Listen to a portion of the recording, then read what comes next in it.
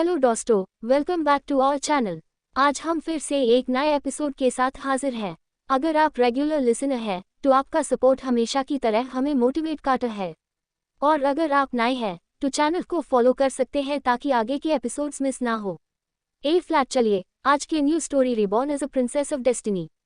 की शुरुआत करते हैं। Let's listen the story. Chapter 1। Delhi के घने जंगलों में एक बंद पड़े छोटे से मकान में एक लड़की को संभलों से बंधा हुआ था, और उसे लड़की के जिस पर जगह जगह चोटों के निशान साफ नजर आ रहे थे, और कई कई जगह से तो उसके जख्मों से खून भी बह रहा था। उसे लड़की के बाल उसके चेहरे पर आ रहे थे, जिससे उसे लड़की का पूरा चेहरा उसके बालों से ढका हुआ था कि तभी उसे बंद पड़े कमरे का दरवाजा खुलता है और उसे लड़की की आंखों के सामने हल्की हल्की रोशनी आती है। तो वह लड़की धीरे से अपना चेहरा उठाकर सामने देखती है तो उसे एक लड़की लड़का और उसके साथ आ रहा एक ओल्ड कपल नजर आता है। वह लड़की जैसे ही अपनी नजरें उठाकर सामने उन लोगों को देखती है तो अपनी ठंडी आवाज में बोलती है, आखिर क्या मिलेगा मुझे इतना तड़पा कर? तुम लोगों को अगर मारना ही है तो एक पल में मुझे खत्म करो, क्योंकि अगर मैं बची तो तुम लोगों को जीते जीत जहन्नुम के दर्शन करवा दूंगी। वह लड़की सांगला से बंधी हुई थी और उसके जिस्म पर जितने गहरे घाव थे और जितना दर्द उसे दिया गया था, उसके बावजूद भी उसे लड़की की आवाज में सिर्फ ठंडापन था। उसे लड़की की इतनी ठंडी आवाज सुनकर उसके सामने जो लड़का लड़की खड़े थे वह उसकी ठंडी आवाज सुनकर एक पल के लिए तो डर जाते हैं, लेकिन दूसरे ही पल वह लड़की एकदम से उसे लड़की के करीब आती है और उसे लड़की के चेहरे को अपने हाथों में भरकर खींचकर उसे लड़की के चेहरे पर थप्पड़ मारकर बोलती है, मल्लिका तुम्हें क्या लगता है कि मैं तुम्हें यहाँ जिंदा रखना आई हूँ? कभी नहीं, मैं तुम्हारी सौतेली बहन हूँ, कोई तुम्हारी सगी बहन नहीं। जो मैं तुम्हें यहाँ जिंदगी दान में देने आई हूँ, तुम्हारी प्रॉपर्टी पैसे से हमें मतलब था, वह हमें मिल गया है। अभी वह लड़की इतना बोली थी कि तभी वह लड़का भी मल्लिका के पास आता है और बोलता है, हाँ मलिक, वैसे भी हमें तो सिर्फ तुम्हारे पैसे और प्रॉपर्टी से मतलब था, वह हमारा हो गया है। इतना बोल वह शेख जोर जोर से हंसाता है कि तभी मल्लिका अपनी ठंडी आवाज में बोलती है, मुझे आज अफसोस है कि कभी मैं तुम्हारी कलाई पर राखी बांधी थी। मुझे अफसोस है कि कभी मैंने अपने चाचा के परिवार को अपना माना था। मल्लिका इतना बोल ही रही थी कि तभी वह लड़की मल्लिका के करीब आती है और एकदम से एक तीखा खंजर मलिक के पेट में मार देती है, जिससे मलिक के पेट में एकदम से असहनीय दर्द होता है और उसके जिस्म से खून पानी की तरह बहाने लग जाता है कि तभी वह लड़का भी मल्लिका के पास आता है और इस चाकू को उसके जिस्म से निकालकर उसके सीने में मार देता है, जिससे मलिक के चेहरे से उसके बाल इस वक्त साइड होते हैं। तो मल्लिका का खूबसूरत चेहरा सबके सामने आता है। मल्लिका अपने सीने में असहनीय दर्द महसूस करते हुए ही अपने चेहरे पर डेविल स्माइल लाते हुए बोलती है, दुआ करना कि मैं तुम्हारी जिंदगी में कभी वापस ना आऊं। अगर मैं वापस आई तो तुम लोगों को ऐसा दर्द ऐसी तकलीफ दूंगी ना कि तुम लोग कभी 7 जन्म में भी दोबारा धरती पर आने की कोशिश नहीं करोगे और ना ही जन्म लेने की हिम्मत करोगे। मलिक अभी इतना बोली ही थी कि तभी वह शख्स मलिक के करीब आते हुए उसके सीने में खंजर को ज्यादा जोर से दबाते हुए बोलता है, आखिर तुम किस मिट्टी की हो मल्लिका, जो तुम्हें हम इतना दर्द और तकलीफ दे रहे हैं? तुम्हारे चेहरे पर एक भी शिकार नहीं है। उसे लड़के की बात सुनकर मल्लिका अपनी लड़खड़ाती हुई आवाज में बोलती है, मैं एक डेविल हूँ, डेविल, और डेविल कभी मौत से नहीं डरती। मल्लिका के इतना बोलते ही वह दोनों का पाल आगे आते हैं और एक आदमी को मल्लिका के ऊपर तेल छिड़कने का बोलते हैं तो वह एक आदमी आकर पूरे कमरे में पेट्रोल छिड़क देता है, जिसके बाद सभी लोग एक एक करके मलिक को छोड़ उसे घर से बाहर निकल जाते हैं और जाने से पहले वह लड़की मल्लिका के कमरे में माचिस की तीली फेंक देती है, जिस पल भर में ही वह कमरा और वह छोटा सा घर जंगल के बीचों बीच जो बना हुआ था आंख की लैपटॉप में आ जाता है। Malaika is back. दोस्तों, अब तक आपने सुना कि मल्लिका को उसकी बहन और उसका भाई और उसके चाचा जिंदा जला देते हैं और एक दर्दनाक मौत देखकर उसे जलते हुए घर को जंगल में ही छोड़कर निकल जाते हैं। रह जाता है वह जलता हुआ घर और मल्लिका। अब चलते हैं कहानी में। अब तक मुंबई राठौर विला के एक बहुत बड़े कमरे में एक 15 साल की लड़की मशीनों से गिरी हुई थी और उसके पास बैठी एक औरत उसे लड़की को देखते हुए ही बोलती है, बस एक बार तो ठीक हो जा, फिर हम यह घर छोड़कर चले जाएंगे इस घर और इन घर वालों से दूर। बस एक बार ठीक हो जा मेरी बच्ची, उठ जा। ये सब बोलते हुए उस औरत की आंखों से आंसू बंद नहीं हो रहे थे और वह औरत उसे 15 साल की लड़की का हाथ पकड़कर फूट फूट कर रो रही थी कि तभी पता नहीं कैसे कि उसे लड़की की उंगलियां उन आंसुओं की बूंद को महसूस कर हिलनी शुरू होती है और कुछ ही मिनट में उसे लड़की की बॉडी में मूवमेंट भी शुरू हो जाती है। और जैसे ही वह औरत रोती हुई बेहाल अपनी बच्ची को देख रही थी कि तभी उसे एहसास होता है कि उसकी बच्ची ने अपने हाथों की उंगलियां हिलाई है, तो वह एकदम से उठकर बैठ जाती है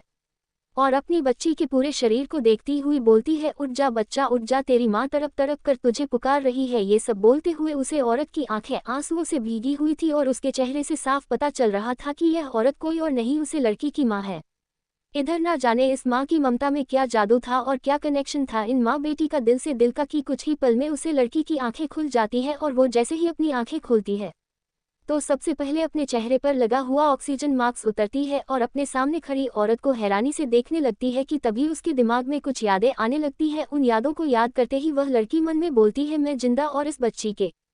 शरीर में ये सब बोलते हुए ही वह सामने खड़ी औरत को गौर से देखती है तो देखते ही रह जाती है और उसे औरत को देखते हुए ही वह लड़की मन में बोलती है ये तो वही औरत है जो मुझे 2 साल पहले दिल्ली में मिली थी और ये मैं किसके शरीर में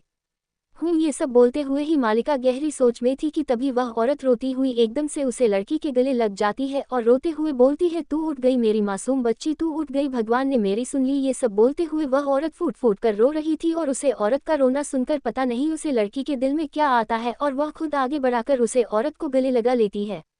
इधर जैसे ही वह औरत को अपने गले लगाती है कि तभी उसका ध्यान सामने शीशे पर जाता है जिसमें खुद को देखकर वह हैरान रह जाती है कि तभी धीरे धीरे उसके सामने इस लड़की की पुरानी जिंदगी किसी फिल्म की तरह चलने लगती है और दूसरे ही पल उसके दिमाग में एक आवाज आती है मालिका तुम्हें भगवान ने दूसरा जन्म दिया है और वह भी इस मासूम गुड़िया के शरीर में और तुम्हें ही अब इन लोगों के गुनहगारों को सजा देनी है और इन्हें अन्य दिलाना है और अपने गुनहगारों को भी तुम्हें सजा देनी होगी। यह सब बोलने के बाद वह आवाज बंद हो जाती है।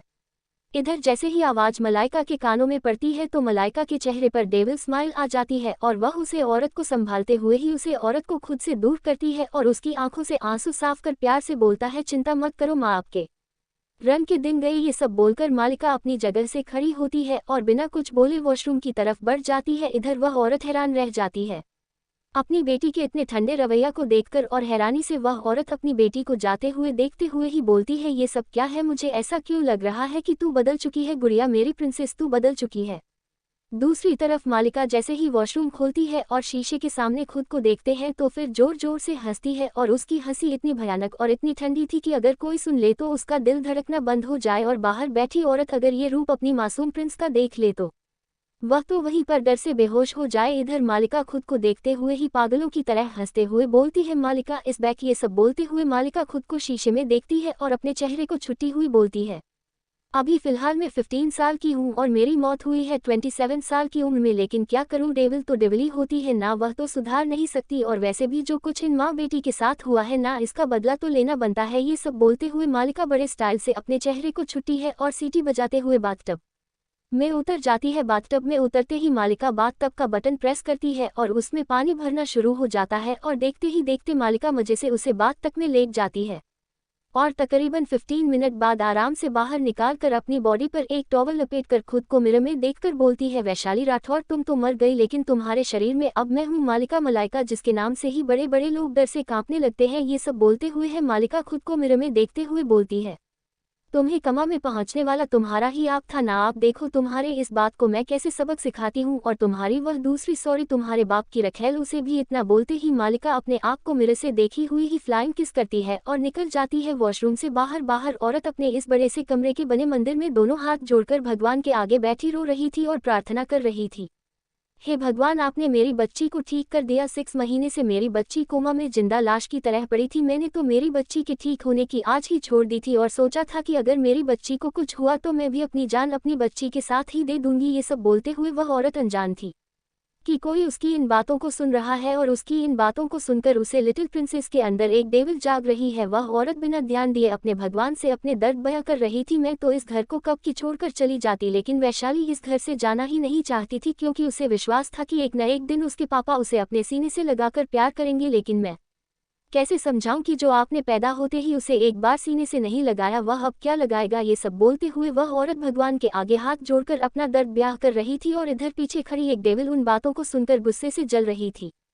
इंट्रोडक्शन। कौशल्या राठौर रंजीत की माँ और वैशाली की दादी, रंजीत राठौर वैशाली के पापा, रजनी राठौर वैशाली की माँ, विमला राठौर रंजीत की दूसरी पत्नी और अखिल, शिखा राठौर रंजीत की नाजायज औलाद, पंकज राठौर रंजीत का नाजायज बेटा। इधर मालिका जैसे जैसे अपने सामने बैठी औरत की बात सुन रही थी उसके अंदर की डेविल क्वीन जा चुकी थी और वह गुस्से से ही अपनी माँ की बातें सुनती हुई बालकोनी में जाती है और अपनी माँ का फोन उठाती है जो कि दिखने में काफी पुराना था लेकिन चलने में ठीक ठाक था। उसे उठते ही मालिका बालकोनी में जाकर किसी को कॉल मिलती है तो दूसरी ही कॉल में मलाइका की कॉल रिसीव हो जाती है तो मालिका अपनी ठंडी आवाज में बोलती है 004 में। मालिका बोल रही हूँ। उधर से जैसे ही दूसरा शख्स 004 सुनता है तो डर से काटते हुए बोलता है यस मैडम बोलिए। तभी मालिका अपनी बात को आगे दोहराती है मैं इस वक्त मुंबई में हूँ और तुम्हें मेरा एक काम करना है। मैं तुम्हें अकाउंट नंबर सेंड कर रही हूँ, उसमें तुम्हें पूरे 25 करोड़ डालने हैं अभी के अभी। जैसे ही लाइका की बात उधर वाला आदमी सुनता है तो बोलता है ओके मैडम। उसके ओके बोलते ही माया फोन कट कर देती है और फटाफट बालकनी से अपने कमरे में आती है और बेड पर ध्यान मरती है तो उसे वहां पर एक लैपटॉप नजर आता है। मलाइका जैसे ही उसे लैपटॉप को ओपन करती है तो सबसे पहले उसमें ऑनलाइन अकाउंट ओपन करती है। ऑनलाइन अकाउंट ओपन करते ही भाई का जिनकी यादों में इस लड़की की पूरी इन्फॉर्मेशन आ चुकी थी वह उसकी पूरी पहचान उसे बैंक को देती है और कुछ ही मिनट में ऑनलाइन अकाउंट भी ओपन हो जाता है और मलाइका फटाफट उसे अकाउंट का नंबर 004 को सेंड करती है तो कुछ ही मिनट में मलाइका के अकाउंट में 25 करोड़ आ जाते हैं और मलाइका मुस्कुराते हुए ही उसे मैसेज को पढ़ाती हुई लैपटॉप से सारी इन्फॉर्मेशन डिलीट कर देती है और मुस्कुराते हुए बोलती है अब आएगा खेल में मजा। मलाइका मरकर भी जिंदा है, हा हा हा हा हा। यह सब बोलते हुए ही वह शैतानों की तरह मुस्कुरा रही थी और उसकी मुस्कुराहट इस वक्त किसी को भी कांपने पर मजबूर कर रही थी कि तभी उसे ध्यान आता है कि उसके कमरे में एक मासूम औरत है जो अपनी बच्ची के लिए बेचैन थी और तड़प रही थी। ये सब याद कर मालिका खुद को शांत करती है और सामने देखती है कि वह औरत जमीन पर भगवान की प्रार्थना करती हुई एक तरफ उसकी तरफ देख रही थी। तो दोस्तों क्या है मलाइका और कौन है मलाइका और कौन है वैशाली, कैसे पहुंची वैशाली कोमा में और कौन है यह औरत और कौन है इसका पति और कौन है इसकी सौतन और कितने दर्द और तकलीफ दिए गए हैं इन्हें और क्या करने वाली है अब मालिका। वैशाली तो मर चुकी है लेकिन मालिका एक ऐसी शैतान है जिसके सामने बड़े बड़े शैतान डर से कांपने लगते हैं। लेकिन हमारी यह मासूम वैशाली तो एक प्रिंसेस की तरह थी जिसे कभी किसी का बुरा नहीं किया था। ये तो अपनी माँ की लाडली प्रिंस थी जिसे इसी किसी के घर वालों ने मार मार कर कोमा में पहुंचा दिया और अंत में हो गई मासूम वैशाली की मौत। लेकिन भगवान के घर देर है अंधेर नहीं, भगवान ने वैशाली के शरीर में मालिका को भेज दिया और अब मलाइका का कर इन लोगों की जिंदगी पर कौल बनाकर टूटेगा। चैप्टर 3 वैशाली ने किया अपनी माँ को उसे घर से आज़ाद और वैशाली का रूप देखकर सबके उड़े होश। मुंबई राठौर विला। वैशाली का रूम। वैशाली की मां रजनी भगवान के आगे शुक्रिया अदा कर रही थी और इधर वैशाली की आवाज़ जैसे ही रजनी के कानों में पड़ती है तो रजनी हैरानी से वैशाली की तरफ देखने लगती है। इधर वैशाली जब अपने सामने बैठी औरत की नज़रें खुद पर महसूस करती है तो खुद को शांत कर अपनी मां को आंखों से अपने पास आने का इशारा करती है तो रजनी जी भगवान के सामने से उठकर अपनी बेटी के पास आती है और प्यार से उसके सर पर हाथ रखकर बोलती है बेटा तुम इतने लंबे अरसे से गहरी नींद में सोई हुई थी और अब उठी हो तो मैं तुम्हारे लिए कुछ बनाकर लाती हूँ। इतना बोल रजनी जी खुद के आंसुओं को साफ कर अपनी बच्ची के गालों पर प्यार से हाथ रखकर अपनी जगह से खड़ी होती है और उसे रूम से बाहर की तरफ चल पड़ती है अपनी बच्ची के लिए कुछ बनाने के लिए। इधर जैसे ही रजनी जी वैशाली के कमरे से बाहर निकलती है तो सीधा सीढ़ियों से होते हुए किचन की तरफ बढ़ जाती है जहाँ लिविंग हॉल में पहले ही उनकी सासू माँ सोफे पर बैठी हुई थी। अपनी सासू माँ को देखकर रजनी जी कुछ नहीं बोलता और उन्हें नजरअंदाज करते हुए किचन की तरफ चली जाती है। इधर अपनी बहू को जाता देख कौशल्या जी टेढ़ा मुंह बनाकर बोलती हैं अहंकार तो देखो मैडम का, बेटी जिंदगी और मौत से लड़ रही है और यह मैडम मुझे ही तेवर दिखा रही है। ये सब बोलते हुए कौशल्या जी की जलती नजरें रजनी पर थी। दूसरी तरफ वैशाली अपने कमरे में बैठी शैतानी मुस्कुराहट के साथ बोलती है बहुत समय हो गया तुम माँ बेटी को इस नरक की जिंदगी को झेलते हुए, लेकिन फिक्र मत करो आंटी, आपकी बेटी तो मर गई है लेकिन अब से मैं आपकी बेटी हूँ और आपके हर सितम का और इस मासूम की मौत का बदला मैं इस परिवार से अच्छे से लूंगी। फिलहाल मुझे आपको इन लोगों की दुनिया से दूर लेकर जाना होगा क्योंकि जब तक आप इस घर में हैं तब तक मैं इन्हें बर्बाद नहीं कर पाऊंगी क्योंकि मैं अच्छे से जानती हूँ कि एक धर्मपत्नी अपने पति पर संकट बर्दाश्त नहीं कर सकती और मैं एक डेविल हूँ जो रिश्तों को मेन तब देता हूँ जब रिश्ता बराबर मेन देने लायक हो। लेकिन आप यह नहीं जानती कि आपके पति और इस परिवार ने आपकी मासूम बच्ची की जान ले ली है और मुझे टिट फॉर टैट करना और खून का बदला खून और मौत का बदला मौत से लेना अच्छे से आता है।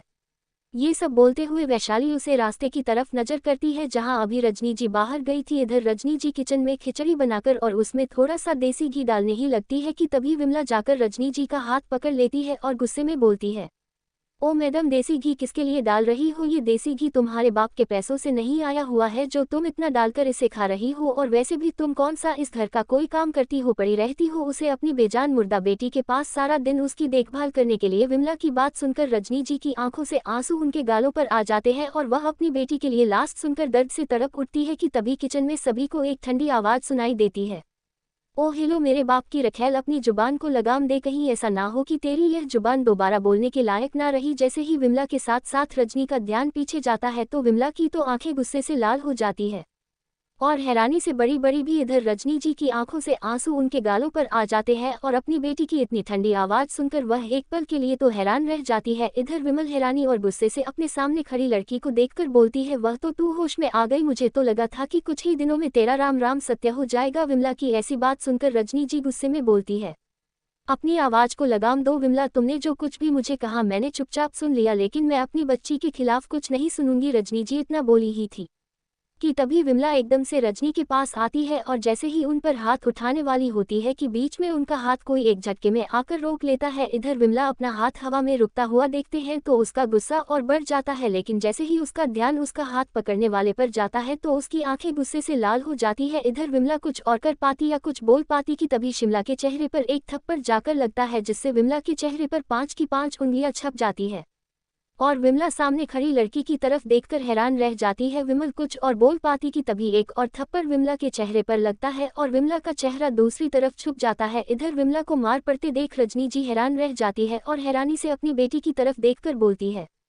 बेटा ये तुमने क्या कर दिया। इधर अपनी माँ की बात सुनकर वैशाली अपनी ठंडी आवाज में बोलती है, कुछ नहीं माँ, अभी हम यहाँ से चल रहे हैं और ये खिचड़ी इन कुत्तों को ही दे दो, वैसे भी इस कुत्तिया की जुबान ज्यादा ही चल रही है। इतना बोल वैशाली एक झटके में विमला का हाथ छोड़ देती है, जिससे विमल जाकर जमीन पर गिर जाती है। दूसरी तरफ किचन में इतना शोर शराबा सुनकर कौशल्या जी किचन में आती है तो सामने का नजारा देखकर उनकी आंखें हैरानी से बड़ी बड़ी हो जाती है और जमीन पर गिरी अपनी लाडली बहू को देखकर उनका गुस्सा अपने सामने खड़ी रजनी जी पर उतरते ही वाला होता है कि तभी वैशाली गुस्से में बोलती है, वह बड़ी कुत्तिया साइड है यहाँ से, और अगर तेरी जुबान से एक शब्द में निकला ना तो तेरी कब्र यही खोद दूंगी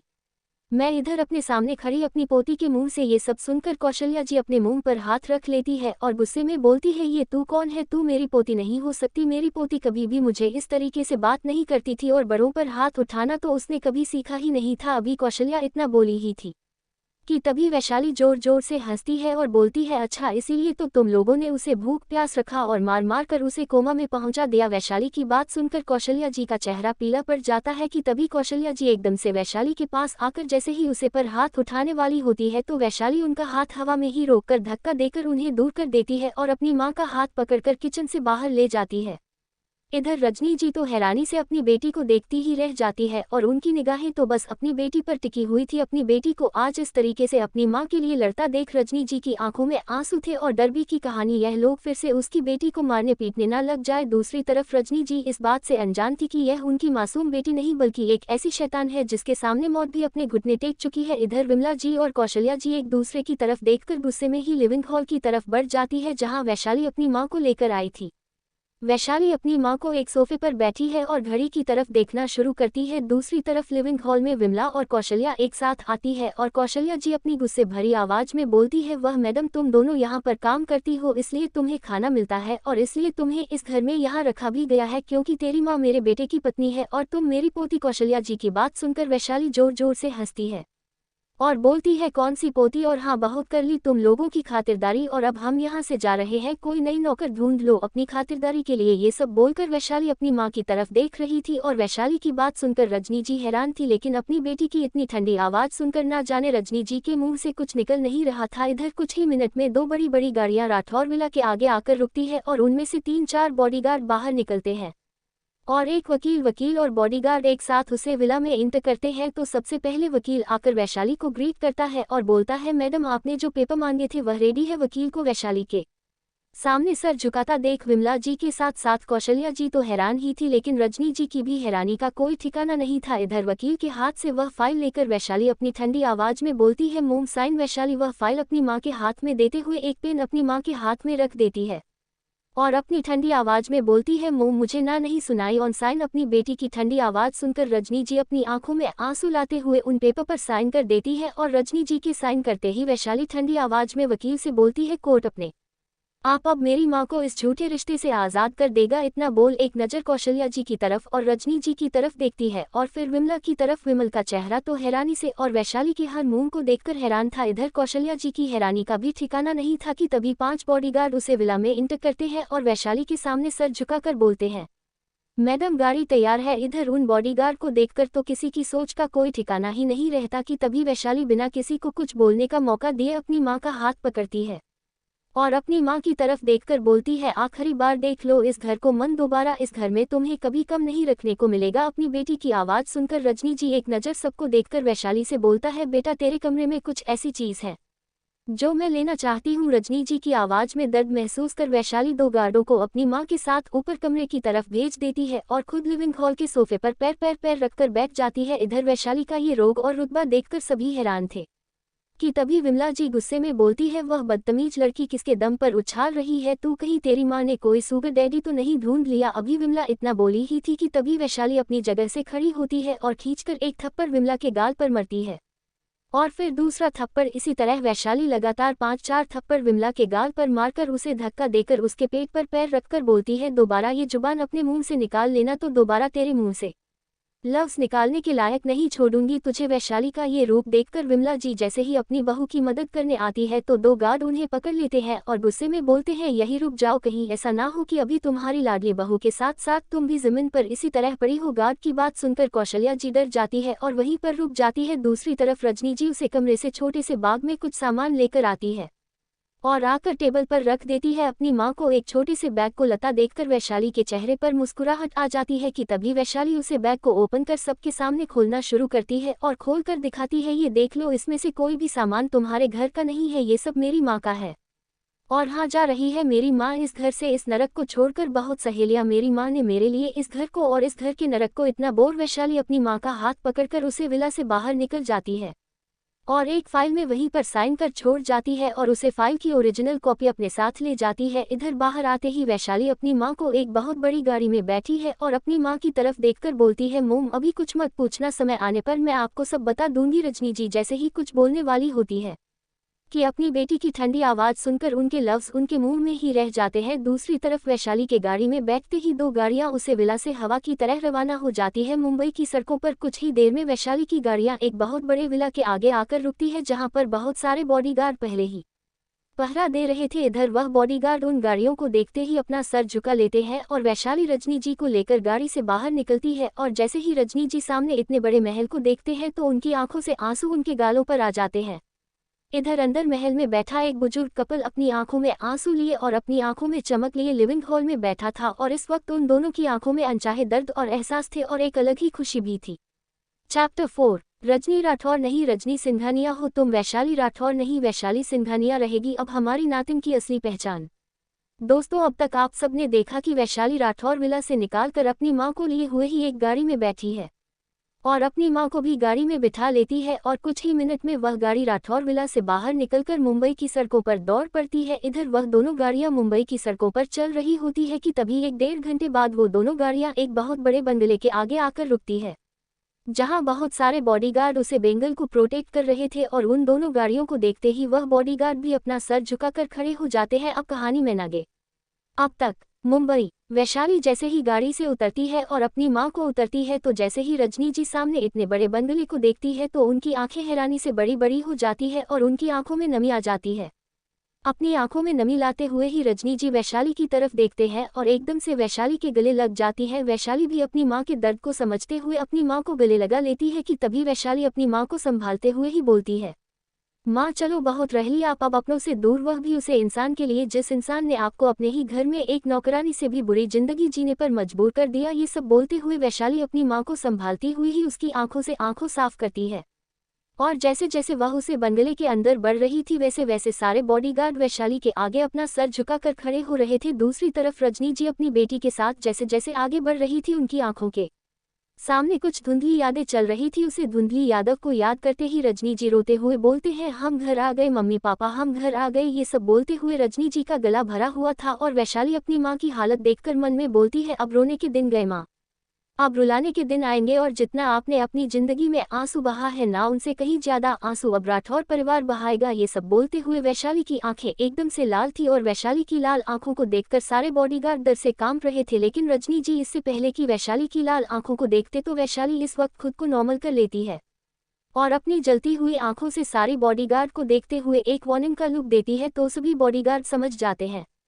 इधर कुछ ही मिनट में वैशाली अपनी मां को लिए हुए ही उसे इलाके में दरवाजे पर पहुंचती है, जहां पहले से ही एक औरत और एक बुजुर्ग आदमी उसे दरवाजे पर वैशाली और रजनी जी का इंतजार कर रहा था। इधर अपने सामने उसे बुजुर्ग कपल को देखते ही रजनी जी सीधा एक औरत के गले लग जाती है और रोती हुई बोलती है, माँ मुझे माफ कर दीजिएगा, मैं आपको उसे वक्त छोड़कर चली गई जब मुझे इस घर को संभालना था। मैंने बहुत बड़ी गलती की थी माँ, मुझे माफ कर दो। ये सब बोलते हुए रजनी जी फूट फूट कर रो रही थी कि तभी रजनी जी के पिता उन्हें संभालते हुए बोलते हैं, बस का रजनी, जितना रोना था रो लिया, अब मैंने तेरी आंखों में आंसू नहीं देख सकता। मुझे मेरी नातिन ने सब कुछ बता दिया था और इसीलिए मैंने अपने बॉडीगार्ड और गाड़ियां भेजकर तुम दोनों को यहाँ बुलाया था और मैंने ही हमारी नातिन के कहने पर वकील भी भेजा था। अपने माँ पापा की तरफ देखते हुए रजनी जी हैरानी से वैशाली की तरफ देखती है तो तभी रजनी जी की माँ अपनी आंखों में आंसू लाते हुए बोलते हैं, बाद में पूछ लेना जो पूछना है, अब घर आजा, बहुत तकलीफें सहेली तूने, उसे जल्लादों के बीच में रहकर इतना बोल। वह अपनी बेटी का हाथ पकड़ती है और अपने घर के अंदर जैसे ही लेकर दाखिल होती है तो रजनी जी को वह सब पुरानी बातें याद आती है जो उन्होंने अपने घर में, अपनी जिंदगी में, अपना बचपन और जिंदगी और जवान इस घर में बीत थी। वैशाली अपनी आंखों में शैतानी चमक लाते हुए अपने नाना की तरफ देखती है तो नाना जी अपनी शैतानी आंखों से वैशाली की तरफ देखते हुए उसे आंखों ही आंखों से कुछ इशारा करते हैं तो वैशाली अपने चेहरे पर टेढ़ी मुस्कुराहट लाते हुए बोलती है, नाना जी अब आप अपनी बेटी को संभालिए और मुझे ये बताइए कि मेरा रूम कहाँ है। वैशाली की बात सुनकर उसे ओल्ड कपल के चेहरे पर एकदम से मुस्कुराहट आ जाती है और वैशाली के नाना जी मुस्कुराते हुए बोलते हैं, आपका प्रिंसेस सबसे बड़ा रूम है और आपका रूम सेकंड फ्लोर पर है और पूरा का पूरा फ्लोर ही आपका है जो हमने आपके आने से पहले ही रेडी करवा दिया है। अपने नाना जी की बात सुनकर वैशाली के चेहरे पर मुस्कुराहट आ जाती है और वह सीटी बजाते हुए एक नज़र अपनी माँ को देखते हुए बोलती है, अब कर लीजिए माँ बेटी दुख सुख में, चली अपने रूम में। वैशाली का यह अंदाज देखकर रजनी जी मुंह खोल अपनी बेटी को देखते ही रह जाती है कि तभी रजनी जी के पापा बोलते हैं, क्या देख रही है अपनी बेटी को, अरे तुझे तो ज्यादा, तेरी बेटी इंटेलिजेंट और हिम्मत वाली है जो अपने दम पर उठते ही तुझे उसे नर्क से आज़ाद कर यहाँ ले आई है। अपने पापा की बात सुनकर रजनी जी की आंखों से आंसू पानी की तरह बहाने लग जाते हैं और रजनी जी रोते हुए बोलती है, मुझे माफ़ कर देना पापा, आपने मुझे उसे इंसान से 1000 बार दूर रखने की कोशिश की लेकिन मेरी ही गलती के कारण मैं उसे इंसान की बातों में आकर इस घर से चली गई और दोबारा कभी लौटकर नहीं आई है। सब बोलते हुए रजनी जी फूट फूट कर रो रही थी और अपनी बेटी को रोता देखकर रजनी जी की माँ उसे संभालते हुए बोलती है, बेटा कोई बात नहीं, जो बीत गया सो बीत गया, लेकिन अब तो उसे नर्क में दोबारा कभी नहीं जाएगी क्योंकि बहुत मुश्किल से मेरी नातिन तुझे वहां से निकाल कर लाई है, वरना तू तो वहीं पर अपनी जिंदगी नौकरों की तरह बिता रही होती। अपनी माँ की बात सुनकर रजनी जी अपनी माँ के गले लग जाती है कि तभी दोनों कर पानी का गिलास लेकर रजनी जी के सामने आते हैं तो रजनी जी की माँ अपनी बच्ची को जबरदस्ती पानी पिलाते हुए शांत करती है और बोलती है, जो रजनी अपने कमरे में जाओ और ये क्या नौकरों जैसे कपड़े पहने हैं, जाकर इन्हें बदलो और हाँ तुम हमारी इकलौती बेटी थी और अब हमारे घर की बारिश तुम्हारी ही बेटी बनेगी जिसे हम आज ही लीगली गोद ले रहे हैं और अडॉप्ट कर रहे हैं। ये सब बोलते हुए रजनी जी की माँ की आंखों में चमक और चेहरे पर रोब साफ नजर आ रहा था। वैशाली राठौर नहीं बल्कि सिंघानिया परिवार की बेटी कहलाएगी, यही हम दोनों का आखिरी फैसला है और तुम भी अब कोई राठौर नहीं बल्कि सिंघानिया कंपनी की सीईओ कहलाओगी। बहुत रह ली तुम अपनी असली पहचान को छुपाकर, अब आएगा सबके सामने वह राज जो राज तुमने आज तक सबसे छुपा कर रखा है। ये सब बोलते हुए रजनी जी की माँ की आंखें गुस्से से लाल थी और इधर अपनी पत्नी का गुस्सा देखकर रजनी जी के पापा देवेश सिंघानिया भी गुस्से में बोलते हैं, हाँ बहुत रह लिया तुमने अपनी असली पहचान को छुपाकर इस दुनिया में नौकरों की तरह, अब तुम अपने असली परिवार और असली पहचान के साथ दुनिया के सामने आओगी। अपने पापा की इतनी ठंडी आवाज़ सुनकर रजनी हाँ मैं अपना सिर हिला देती है और अपने माँ और पापा से इजाज़त लेकर अपने कमरे की तरफ बढ़ जाती है और उन्हीं के साथ एक नौकर भी चल पड़ता है उन्हें उनका कमरा दिखाने के लिए। दूसरी तरफ वैशाली कुछ ही देर में अपने कमरे में रेडी हो चुकी थी और इस वक्त उसके हाथ में एक मोबाइल था। उसे मोबाइल को देखते हुए ही वैशाली फटाफट कुछ उसे मोबाइल में मैसेज करती है और अपने चेहरे पर टेढ़ी मुस्कुराहट लाते हुए बोलती है, मैं पहले भी क्वीन थी, मैं आज भी क्वीन हूँ, मैं पहले भी डेविल थी और आज भी डेविल हूँ। मालिका मारकर वापस आई है तो धमाका तो करेगी ही, लेकिन सबसे पहले मुझे इस औरत के साथ हुए हर अत्याचार का बदला लेना है। ये सब बोलते हैं वैशाली एक मिरर के सामने खड़ी थी और खुद को देखते हुए ही जोर जोर से हंसते हुए बोलती है, मालिका मरकर भी जिंदा है और मलाइका अपने दुश्मनों को चैन से जीने दे, ये तो कभी हो नहीं सकता। ये सब बोलते हुए मालिका डेविल स्माइल कर रही थी और खुद को आईने में देखते हुए अपनी खूबसूरती को निहार रही थी कि तभी मलाइका के फ़ोन की रिंग मालिका को सुनाई देती है तो मालिका अपने फ़ोन को देखते हुए ही अपना फ़ोन कम से लगती है और बोलती है, नाना जी आप अपने स्टडी रूम में जाइए, मुझे आपसे वहाँ पर कोई बात करनी है। जी हाँ, ये किसी और की नहीं बल्कि वैशाली के नाना की कॉल थी और अपनी नातिन की इतनी ठंडी आवाज़ सुनकर देवेश सिंघानिया मन में बोलते हैं, पता नहीं मुझे ऐसा क्यों लगता है कि तुम एक ऐसी डेविल क्वीन हो जिससे पंगा लेना सबको भारी पड़ने वाला है। इतनी सी उम्र में इतना ठंडा ऑरा किसी आम इंसान का नहीं हो सकता। सब बोलते हुए देवेश सिंघानिया के चेहरे पर चिंता की लकीरें थी। आइए जानते हैं रजनी जी के परिवार के बारे में। देवेश सिंघानिया मुंबई के सबसे बड़े बिजनेसमैन और राजस्थान के राजाओं में से एक राजघराने के मालिक है और दूसरी तरफ उनकी सिर्फ एक ही बेटी थी जिनका नाम था रजनी सिंघानिया, जो किसी इंसान के झूठे प्यार में पड़कर अपने परिवार से गुस्से में चली गई थी और दोबारा पलटकर अपने परिवार में नहीं आई और ना ही उन्होंने कभी रंजीत राठौर को अपनी असली सच्चाई बताई थी। और इसलिए रंजीत राठौर अभी तक इस बात से अनजान था कि जिस लड़की को वह मामूली परिवार की लड़की समझकर इतने समय से दर्द और तकलीफें दे रहा था वह बल्कि एक राज परिवार की राजकुमारी है और उसकी जो बेटी है वह इस राजकुमारी का खून है।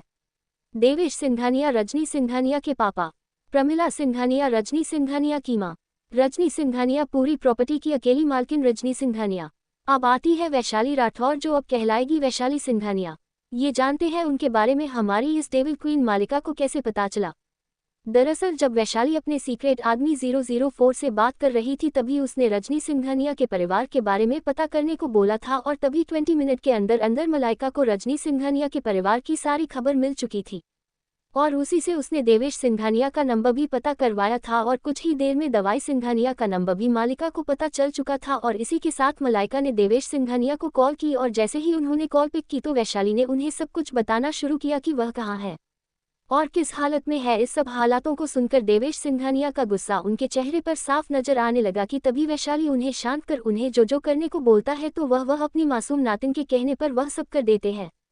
क्योंकि कहते हैं ना मुंह से ज्यादा ब्याज प्यारा होता है। यही सब हमारे देवेश सिंघानिया जी के साथ भी हुआ था, जिन्हें बरसों बाद अपनी बच्ची की खबर मिली थी और पहली बार वह अपनी नातिन से जिंदगी में बात कर रहे थे। और अपनी नातिन से बात करते हुए उन्होंने जब अपनी नातिन का इतना ठंडा भाव और रवैया देखा तो वह समझ गए कि उनकी नातिन कोई मामूली इंसान नहीं है बल्कि एक ऐसी इंसान है जिसके सामने बड़े बड़े लोग अपना सर झुकाने को मजबूर हो जाए। आते हैं कहानी में। देवेश सिंघानिया अभी अपने स्टडी रूम में बैठे थे और उन्हें याद आ रहा था कि कैसे उनके पास एक अननोन नंबर से कॉल आया था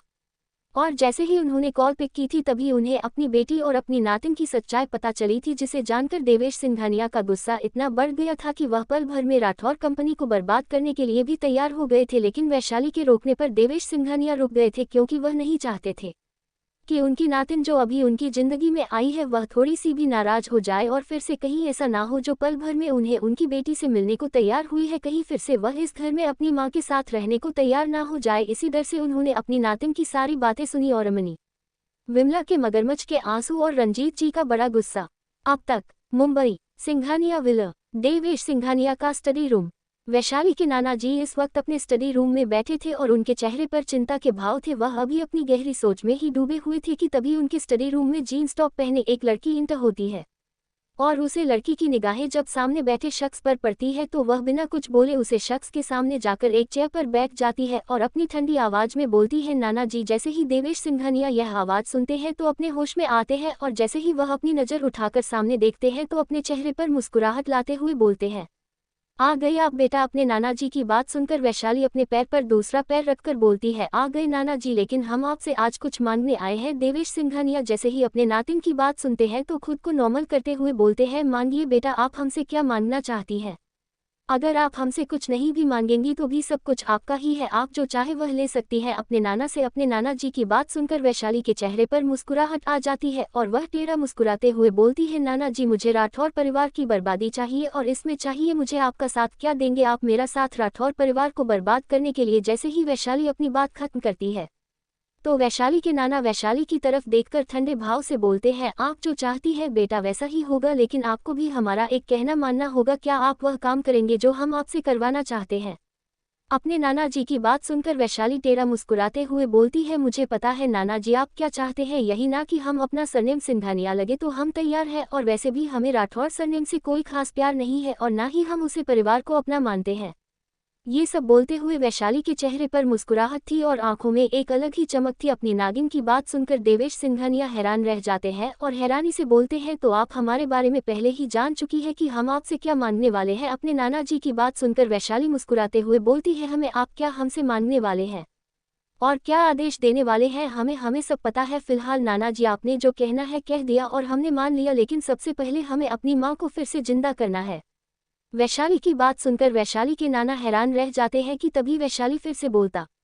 है, नाना जी घर में नौकरों की तरह काम कर कर माँ अपनी पहचान और अपने वजूद को भूल चुकी है और मैं चाहती हूँ कि उनका वजूद, उनकी पहचान और उनका रुतबा उन्हें वापस मिले और वह फिर से दुनिया के सामने अपनी पहचान के साथ आई। इसीलिए कल हम माँ को माल लेकर जा रहे हैं और माँ को पूरे तरीके से बदल कर रख देंगे। बहुत बनकर रही वह संस्कारी बहू, अब हम उन्हें उनकी जिंदगी में वैसे देखना चाहते हैं जैसे हम अक्सर अपनी माँ को देखना चाहते थे। ये सब बोलते हुए वैशाली की आंखों में एक अलग ही जुनून और जिद नजर आ रहा था।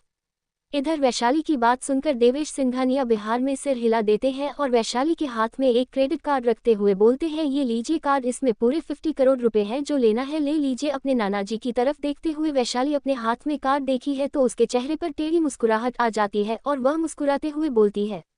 नाना जी ये कार्ड हमें नहीं हमारी माँ को दीजिए। ये सब बोलते हुए वैशाली अपनी जगह से खड़ी होती है और एक नज़र अपने नाना जी की तरफ देखकर बोलती है, कल से मन की जिंदगी बदलने वाली है नाना जी, और कल शाम को आप मीडिया को बुला लीजिएगा बाहर लॉन में। ये सब बोलकर वैशाली स्टडी रूम से बाहर निकल जाती है और वैशाली की बात सुनकर देवेश सिंघानिया के चेहरे पर मुस्कुराहट आ जाती है।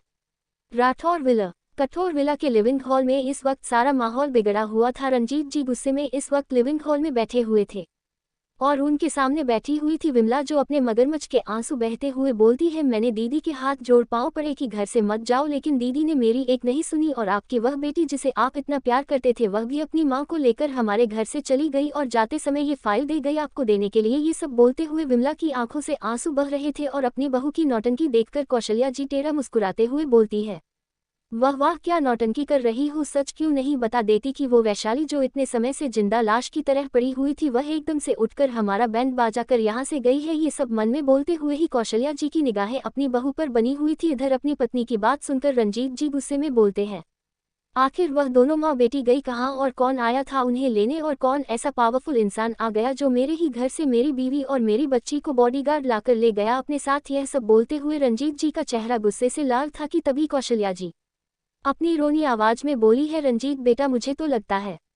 जरूर वह तेरी बीवी का कोई छुपा हुआ आशिक है, वरना सोच ऐसा उसका कौन सा रिश्तेदार आ गया जो उसके लिए इतनी महंगी गाड़ियां और इतने बड़े बड़े बॉडीगार्ड और वकील को भेज देगा। अरे जिस औरत को आज तक किसी अपने ने चलकर फोन ना किया हो, जिसके घर परिवार का पता ना हो, उसके लिए भला ऐसी कौन स्टैंड ले सकता है। इधर अपनी माँ की बात सुनकर रंजीत जी गुस्से में बोलते हैं, नहीं माँ ऐसा नहीं हो सकता, आज तक उसने घर से कम बाहर नहीं रखा और मुझे इतना तो विश्वास है कि रजनी का किसी से कोई रिश्ता हो ही नहीं सकता। ये सब बोलते हुए रंजीत जी के चेहरे पर गुस्सा भी था और कि वह कभी किसी के साथ गलत नहीं हो सकती। इधर विमला जब अपने पति की बात सुनती है तो उसका चेहरा गुस्से से लाल हो जाता है और मन में आग लग जाती है। के लिए वह गुस्से में ही बोलते हैं, आप ये कैसे कह सकते हैं कि कोई दीदी का आशिक नहीं हो सकता। अरे मैंने उन्हें कई बार रातों में छत पर जाकर मोबाइल पर किसी से बात करते हुए देखा है, मुझे तो लगा था कि शायद वह किसी अपनी सहेली से बात करती होगी, लेकिन आज कोई औरत नहीं बल्कि काफी सारे बॉडीगार्ड आए थे यहाँ पर और वह भी इतने अमीर घर आने के बॉडीगार्ड लग रहे थे कि मैं आपको क्या ही बताऊं। कमल की बात सुनकर रंजीत जी का चेहरा पीला पड़ जाता है और वह सच में पड़ जाते हैं कि आखिर रजनी रात को कॉल पर बात करती थी और उन्हें आज तक पता नहीं चला। यही सब सोते हुए ही वह गुस्से में विमला के दोनों कंधे पड़ते हैं और बोलते हैं, सच सच बताओ क्या तुमने अपनी आंखों से रजनी को कॉल पर रातों को बात करते हुए देखा है। विमला रोते हुए बोलती है, हाँ मैंने आपको हमेशा ये बात बताने की कोशिश की थी, लेकिन दीदी की बदनामी ना हो और उनकी इज्जत की नज़रों में गिर ना जाए, इसीलिए मैं हमेशा चुप रही। ये सब बोलते हुए विमला के चेहरे पर टेढ़ी मुस्कुराहट थी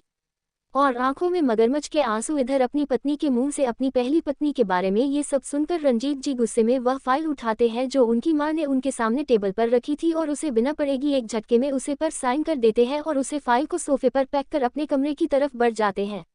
सिंघानिया विला। सिंघानिया विला वैशाली का रूम। वैशाली अपने रूम में इस वक्त बैठी थी और उसकी आंखें इस वक्त खून की तरह लाल थी। वैशाली गुस्से में ही अपने हाथ में पड़े लैपटॉप को किसी मशीन की तरह चलते हुए उसे पर काम कर रही थी और उसकी उंगलियों की आवाज लैपटॉप पर साफ नजर आ रही थी। इसी तरह वैशाली बिना रुके ही काफी देर तक लैपटॉप पर कुछ करती रहती है। तकरीबन 3 घंटे बाद वैशाली जब अपना लैपटॉप बंद करती है तो उसके चेहरे पर टेढ़ी मुस्कुराहट होती है। वैशाली लैपटॉप की तरफ देखते हुए बोलती है, कल होगा धमाका राठौर परिवार के लिए, बूम बूम बूम। ये सब बोलकर वैशाली जोर जोर से हंसती है और उसकी हंसी पूरे कमरे में किसी शैतान की हंसी लग रही थी। दूसरी तरफ रजनी जी अपने कमरे में बैठी हुई थी और उनकी आंखों के सामने वह पल आ रहे थे जब उनके पति ने छोटी सी गलती होने पर मासूम वैशाली को बेल्टों से पीट कर सीढ़ियों से धक्का दे दिया था और जिस कारण वैशाली के सिर पर चोट लगने से वह कोमा में चली गई थी। यही सब याद कर रजनी जी की आंखों से आंसू नहीं रख रहे थे और उनकी आंखों के सामने वह पुराने पल चल रहे थे जब विमला, जो उन्हें की अच्छी दोस्त हुआ करती थी, उसी ने उसे रंजीत जी से अलग कर दिया और कुछ ही दिनों में रंजीत जी की दूसरी पत्नी बनाकर उनके घर में आ गई। ये सब याद करके रजनी जी अपनी आंखों से आंसू बहा रही थी कि तभी उनके कमरे में वैशाली आती है और अपनी माँ को इस हाल में देखकर अपनी ठंडी आवाज में बोलती है, रो लीजिए जितना रोना है माँ, लेकिन याद रखिएगा अगर कल सुबह हमने आपकी आंखों में आंसू देखे तो हमसे बड़ा कोई नहीं होगा। वैशाली की इतनी ठंडी आवाज सुनकर रजनी जी जब सामने देखती है तो उनकी आंखों के चल रहे आंसू अपने आप बंद हो जाते हैं और हैरानी से उनकी आंखें अपनी बेटी के चेहरे पर टिक जाती है।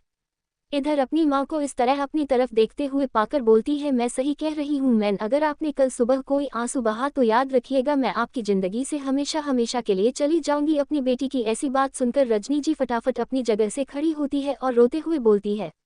नहीं तो मुझसे दूर मत जाना, तू जैसा चाहती है मैं वैसा करूंगी, बस तुम मुझसे दूर मत जाना मेरी बच्ची। ये सब बोलते हुए रजनी जी वैशाली को कसकर गले लगा लेती है और अपनी माँ को इस तरह रोता देखकर वैशाली की आंखें ठंडी हो जाती है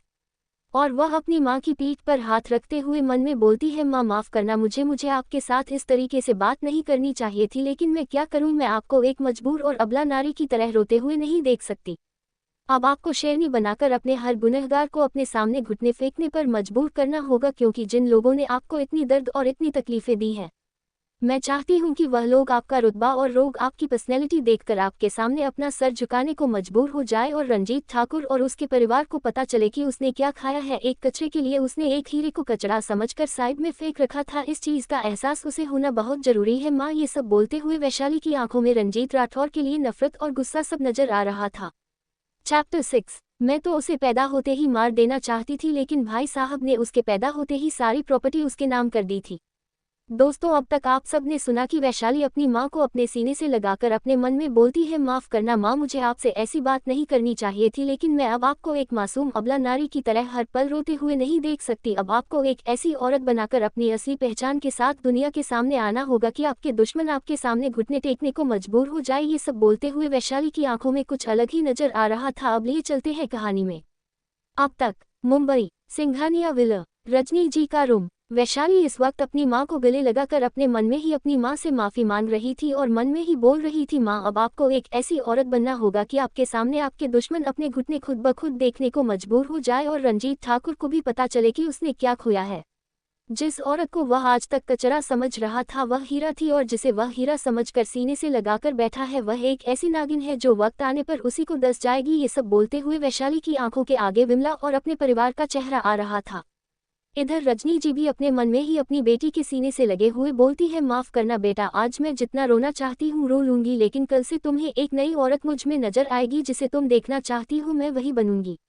मेरा तुमसे वादा है मेरी बच्ची, मैं हर चीज़ को सकती हूँ लेकिन तुम्हें नहीं, तुम मेरी जिंदगी का अहम हिस्सा हो, मेरा हिस्सा हो, तुम्हारे लिए ही तो मैं जिंदा थी। यही सब बोलते हुए रजनी जी कसकर अपनी बच्ची पर अपनी पकड़ बना देती है। इधर अपनी माँ की पकड़ खुद पर महसूस कर वैशाली भी कसकर अपनी माँ को गले लगा लेती है और अपने मन में ही बोलती है, माँ बस आज जितना रोना है रो लो, कल से तुम्हारे दुश्मनों की रोने की बारिश शुरू होने वाली है।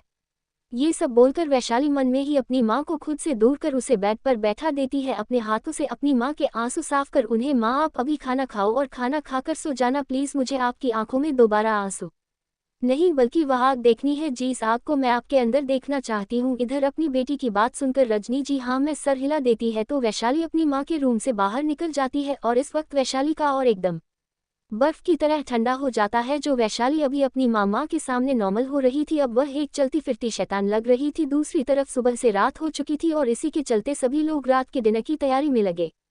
हुए थे। नीचे रजनी जी की माँ और पापा भी लिविंग हॉल में बैठे थे और इस वक्त रजनी जी की माँ के चेहरे पर एक अलग ही खुशी नजर आ रही थी। दूसरी तरफ वैशाली अपने कमरे में जाती है और अपना लैपटॉप लेकर बेड पर बैठ जाती है और फिर से उसकी उंगलियां अब लैपटॉप पर नॉनस्टॉप चल रही थी और पूरे कमरे में सिर्फ लैपटॉप पर उंगलियों के चलने की आवाज ही आ रही थी। दूसरी तरफ नीचे डिनर रेडी हो चुका था कि तभी रजनी जी की माँ सब नौकरों को बुलाती है और उनमें से 2 नौकरों को अपनी बेटी और अपनी नातिन के कमरे में उन्हें बुलाने के लिए भेज देती है। इधर अपनी मालकिन का आदेश मानकर दोनों कर ऊपर की तरफ बढ़ जाते हैं।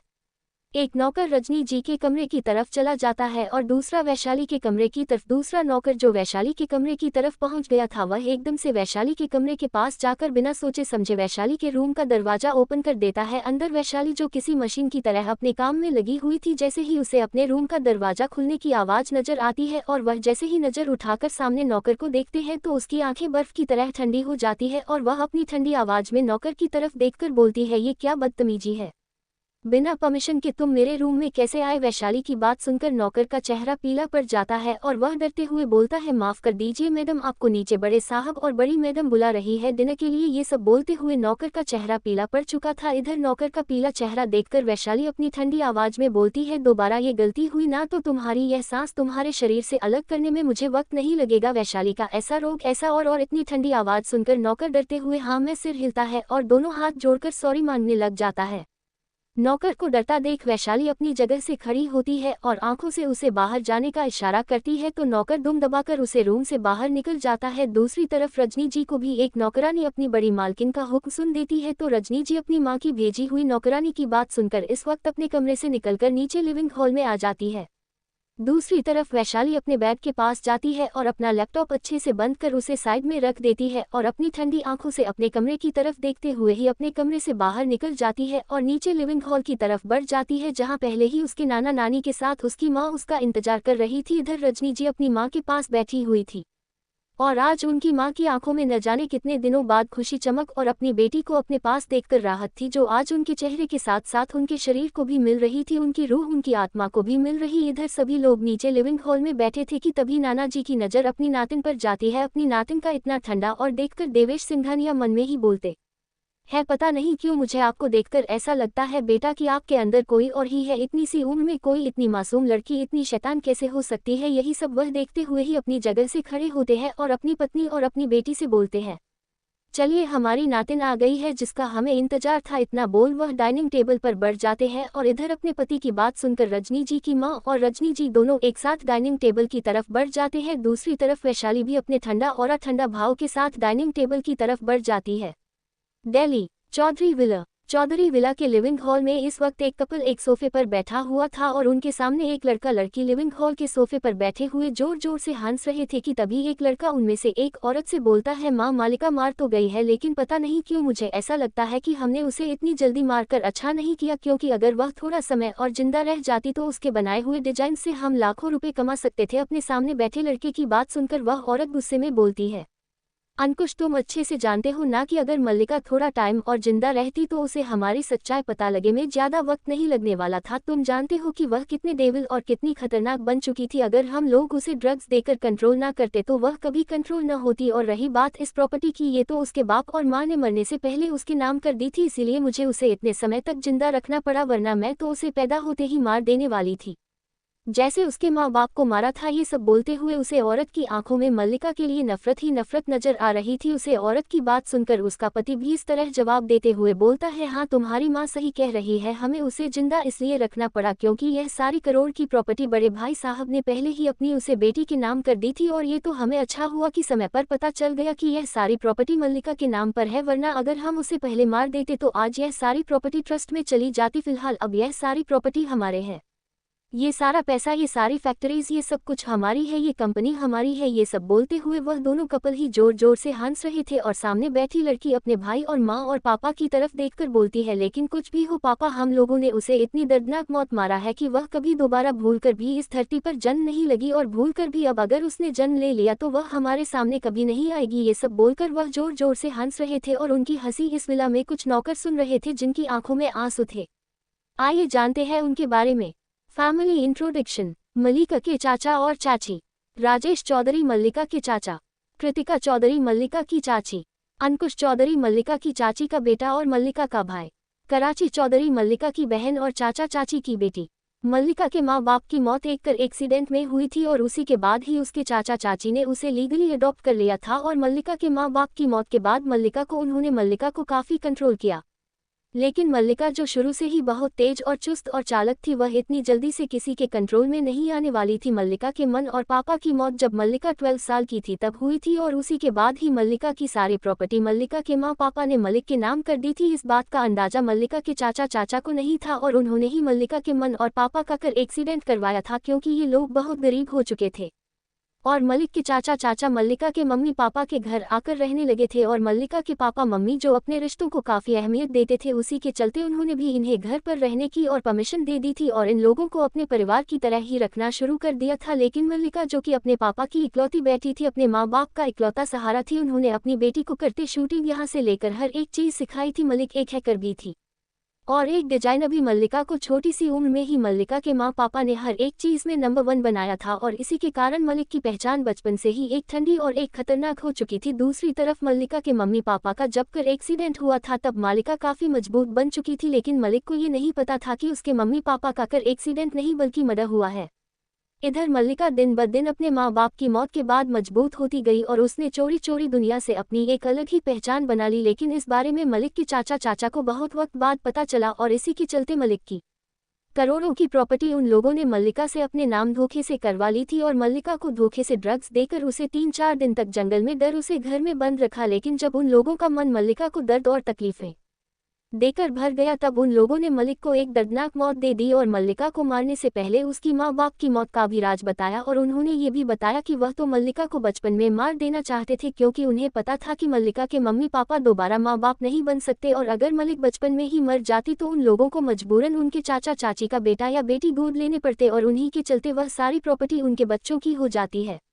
लेकिन मल्लिका के पापा और मम्मी ने मल्लिका के पैदा होते ही वसीयत कर दी थी, और इस वसीयत के जरिए मल्लिका जिंदा बच गई। और वक्त और मौका मिलते ही मलिक के चाचा चाची ने मौका मिलते ही मल्लिका के मम्मी पापा का एक्सीडेंट करवा दिया, और उसी चक्कर में उसके माँ बाप की जान भी चली गई। आइए चलते हैं कहानी में। इधर अपनी माँ और पापा की बात सुनकर कराची चौधरी मुस्कुराते हुए बोलती है, मम्मी पापा, अगर बड़े पापा और बड़ी मम्मी हमें पहले ही गोद ले लेते तो ना ही तो उनकी मौत होती और ना ही आज मल्लिका मारती। यह उन्हीं की गलती है, और उन्हीं की गलती के कारण आज उनका परिवार इस धरती से पूरा उठ गया है, और आप उनका नामो निशान भी इस धरती पर नहीं है। ये सब बोलते हुए कराची के चेहरे पर शैतानी मुस्कुराहट थी, और इधर अंकुश मुस्कुराते हुए बोलता है, लेकिन कुछ भी कहो माँ, मालिका थी तो बहुत सुंदर, इसीलिए तो बड़े पापा और बड़ी मम्मी ने मल्लिका का नाम मल्लिका रखा था। थी भी तो वह मलिक की तरह खूबसूरत ही ना। इधर अपने भाई के मुंह से मल्लिका की खूबसूरती का जिक्र सुनकर कराची थोड़ा चिढ़ते हुए बोलती है, बस करो भाई, आखिर आपने कितना मजा लिया है अपनी उसे बड़ी बहन के साथ, यह मुझसे ज्यादा कौन जान सकता है। इधर कराची के मुंह से ये बात सुनकर अंकुश का मुंह टेढ़ा मेढ़ा हो जाता है, और वह चढ़ते हुए बोलता है, कहाँ मजा लेने दिया तुम लोगों ने ढंग से मुझे। अरे यार, कुछ दिन मजा लेने देते, फिर मारते तो फिर भी मुझे इतनी दिक्कत नहीं होती। साला मूड खराब करके रख दिया तुम लोगों ने। ये सब बोलकर अंकुश अपने सोफे से खड़ा होता है और अपने विला से बाहर की तरफ निकल जाता है। इधर अपने भाई की हरकत देखकर कराची टेढ़ा मुस्कुराते हुए बोलती है, लेकिन कुछ भी हो भाई, बेचारी की मौत तो बहुत भयंकर हुई है। ये सब बोलते हुए कराची भी अपनी जगह से खड़ी होती है और अपना पर्स उठाकर अपने माँ बाप से बोलता है, ओके मॉम डैड, मैं जा रही हूँ और रात को घर नहीं आऊंगी। इधर अपने माँ बाप को इतना बोल और अपने माँ बाप की कोई बात सुने बिना ही कराची उसे विला से बाहर की तरफ निकल जाती है। मुंबई सिंघानिया विला। वैशाली सबके साथ डिनर कर इस वक्त अपने कमरे में बैठी थी, और उसकी आंखें एकदम बर्फ की तरह ठंडी थी, और उसके हाथ में वही लैपटॉप था, और उसे पर अभी भी उसकी उंगलियां चल रही थी। वैशाली अपने लैपटॉप पर काम करते हुए ही अपने लैपटॉप को बंद करती है और लैपटॉप की स्क्रीन की तरफ देखते हुए बोलती है, कर लो जितनी ऐश करनी है। तुम लोगों ने मेरी कंपनी और मेरे पैसों पर बहुत जल्द मैं तुम लोगों को बर्बाद करने आने वाली हूँ। फिलहाल मुझे जिस माँ की बेटी का यहाँ कर्ज चुकाना है वह चुका लूँ, क्योंकि चाहे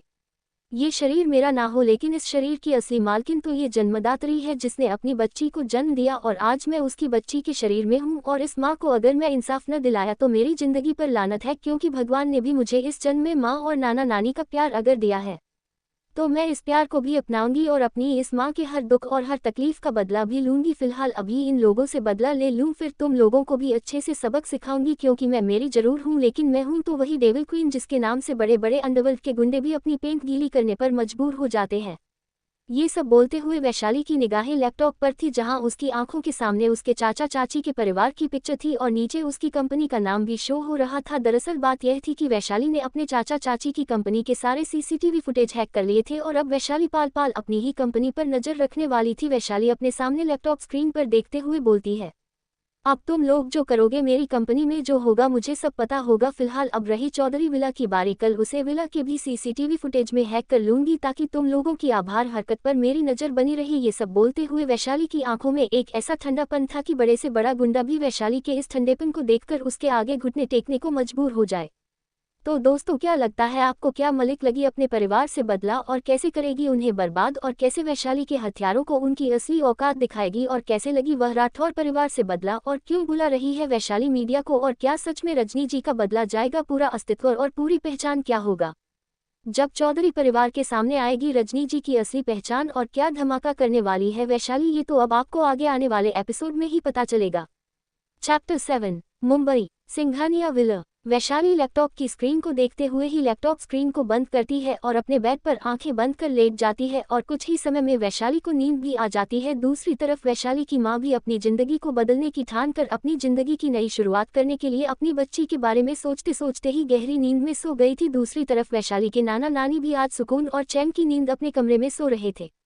राठौर विला में इस वक्त कुछ लोग सुकून से सो रहे थे और एक शख्स की सोच में एक औरत का मासूम चेहरा घूम रहा था, और उसे चेहरे को याद कर वह शख्स गुस्से में ही बोलता है, पता नहीं मेरा दिल क्यों कह रहा है कि तुम मुझे कभी धोखा नहीं दे सकती, लेकिन अगर तुमने मुझे धोखा दिया है तो रजनी तुम मेरी जिंदगी में दोबारा कभी नहीं आओगी, कभी नहीं, लेकिन मैं अपनी बेटी तुमसे वापस जरूर लूंगा, क्योंकि मैं एक कैरेक्टरलेस औरत के साथ अपनी बेटी को कभी नहीं रहने दूंगा, क्योंकि वह मेरा खून है। ये सब बोलते हुए वह शख्स अपनी आंखें बंद कर लेता है और देखते ही देखते वह भी गहरी नींद में चला जाता है। आज की रात किसी की सुकून की थी, किसी की सोच की, और कोई अपनी जिंदगी को बदलने के लिए, नए दिन की शुरुआत करने के लिए नए दिन का इंतजार कर रहा था। इसी तरह रात बीत जाती है, आती है अगली सुबह।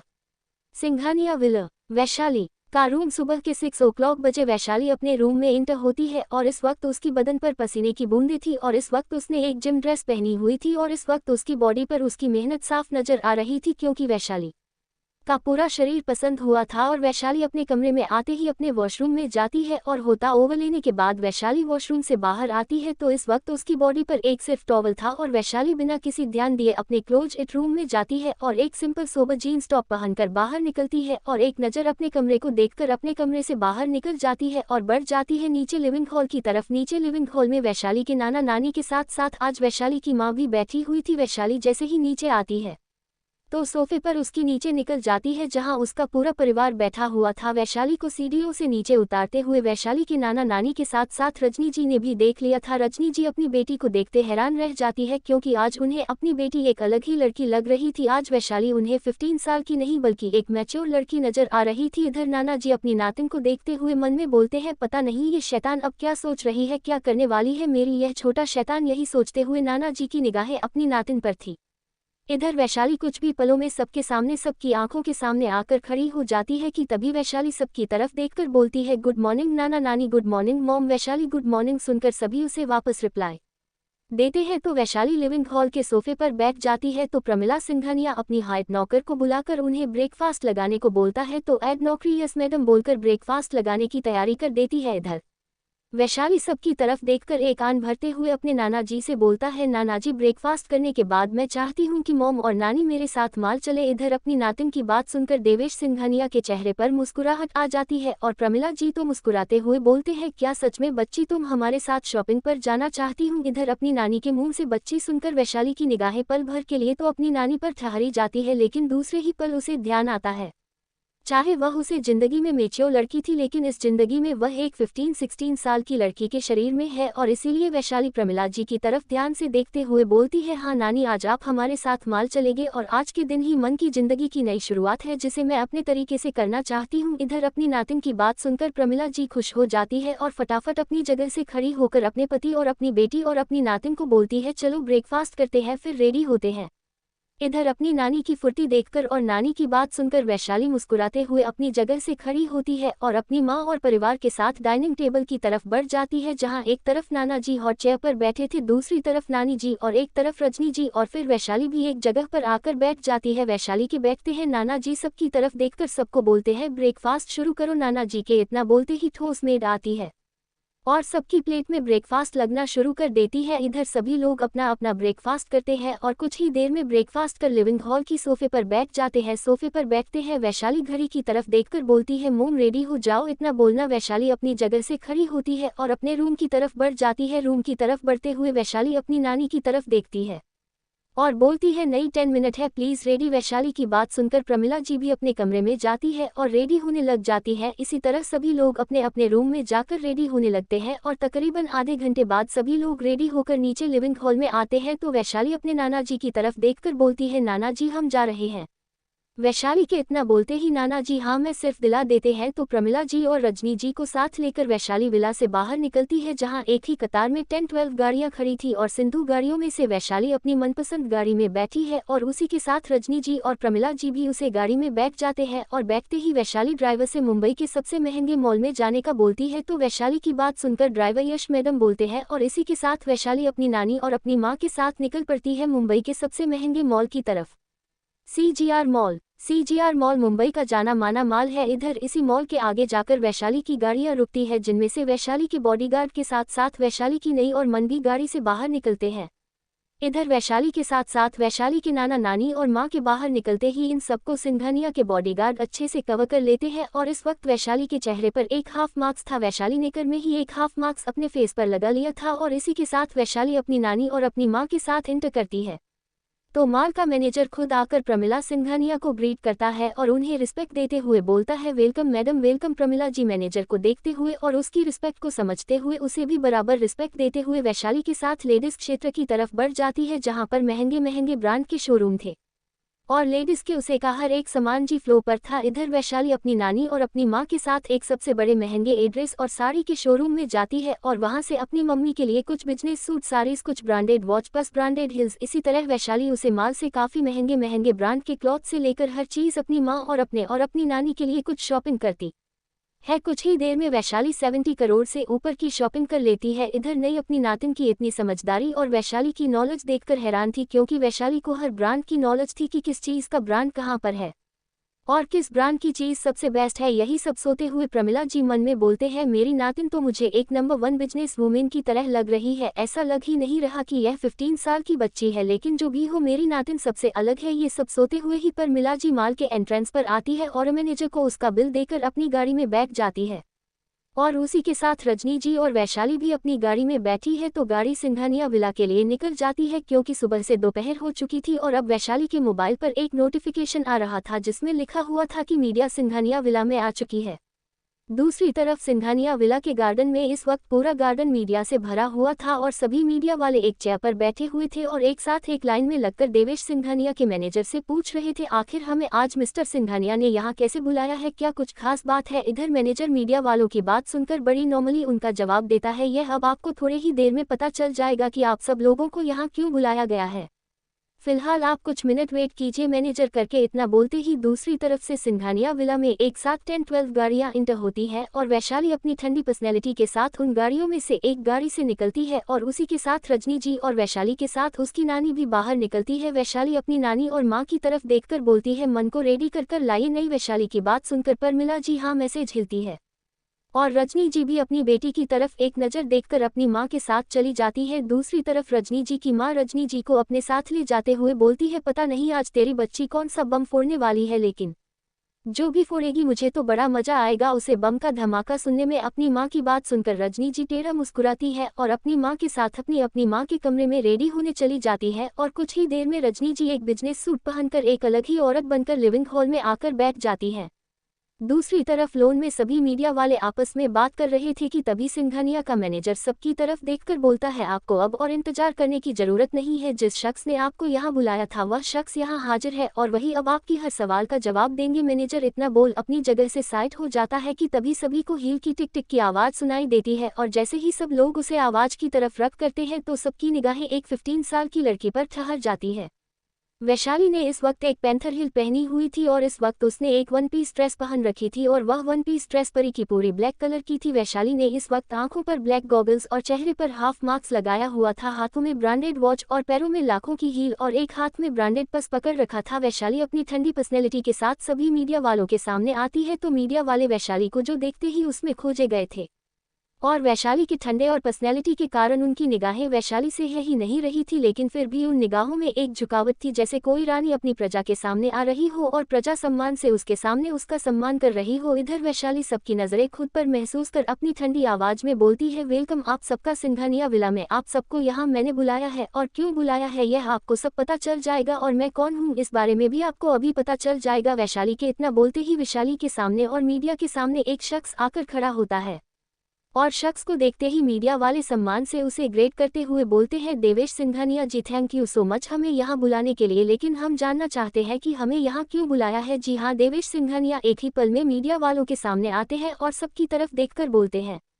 आज हम आपको ये बताना चाहते हैं कि हमने आपको यहाँ क्यों बुलाया है। आज तक ये बात कोई नहीं जानता कि हमारे परिवार में हमारी इतनी बड़ी प्रॉपर्टी और बिजनेस का लोटा वारिस कौन है, तो हम आपको बता दें कि आज हम आपको अपने वारिस से मिलवाने जा रहे हैं। मिलवाते हैं हम आपको अपने वारिस से, ये है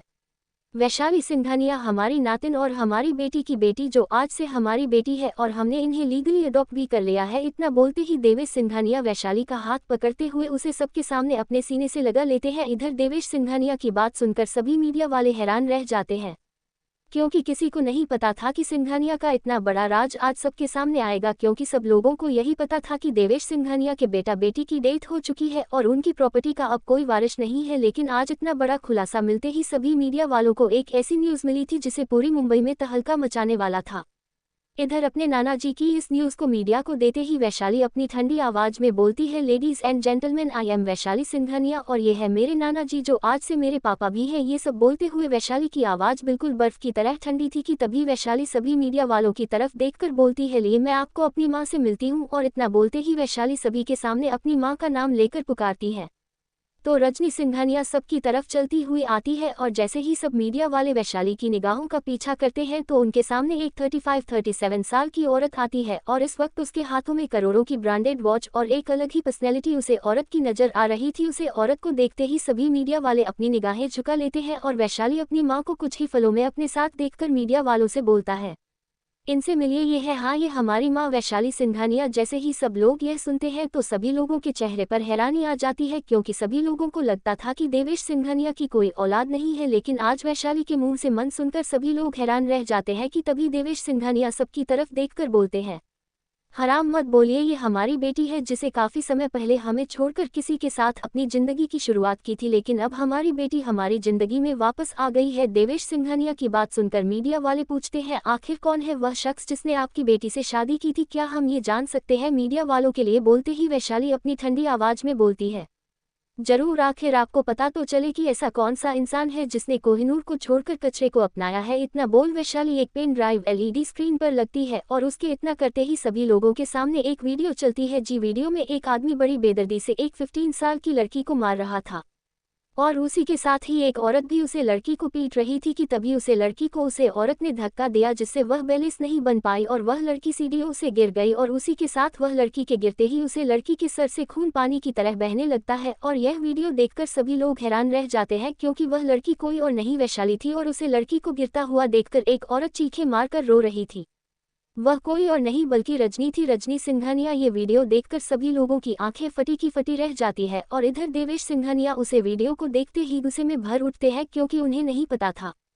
कि वैशाली के साथ यह सब हुआ है और उनकी बेटी की यह हालत देखकर उनकी आंखें गुस्से से लाल हो जाती है। इधर मीडिया वाले भी ये नज़ारा देखकर उसे वीडियो से अपनी नज़र नहीं हटा पा रहे थे। इधर जो कुछ भी हो रहा था वह लाइव चल रहा था, इधर जो कुछ भी सिंघानिया विला में बताया जा रहा था वह हर घर, हर शहर और हर जगह पर लाइव दिखाया जा रहा था।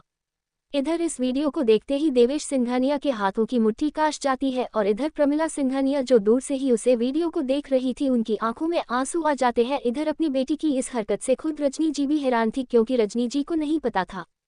कि वैशाली कुछ ऐसा वैसा करेगी। उसे वीडियो को देखते ही रजनी जी की आंखों के सामने वह पल आने लग जाते हैं जिन फलों को याद कर अब उनके चेहरे पर दर्द नहीं बल्कि गुस्सा नजर आ रहा था। इधर मीडिया वाले भी उसे शब्द को पहचान जाते हैं, क्योंकि ये शख्स कोई और नहीं मुंबई का जाना माना बिजनेसमैन था।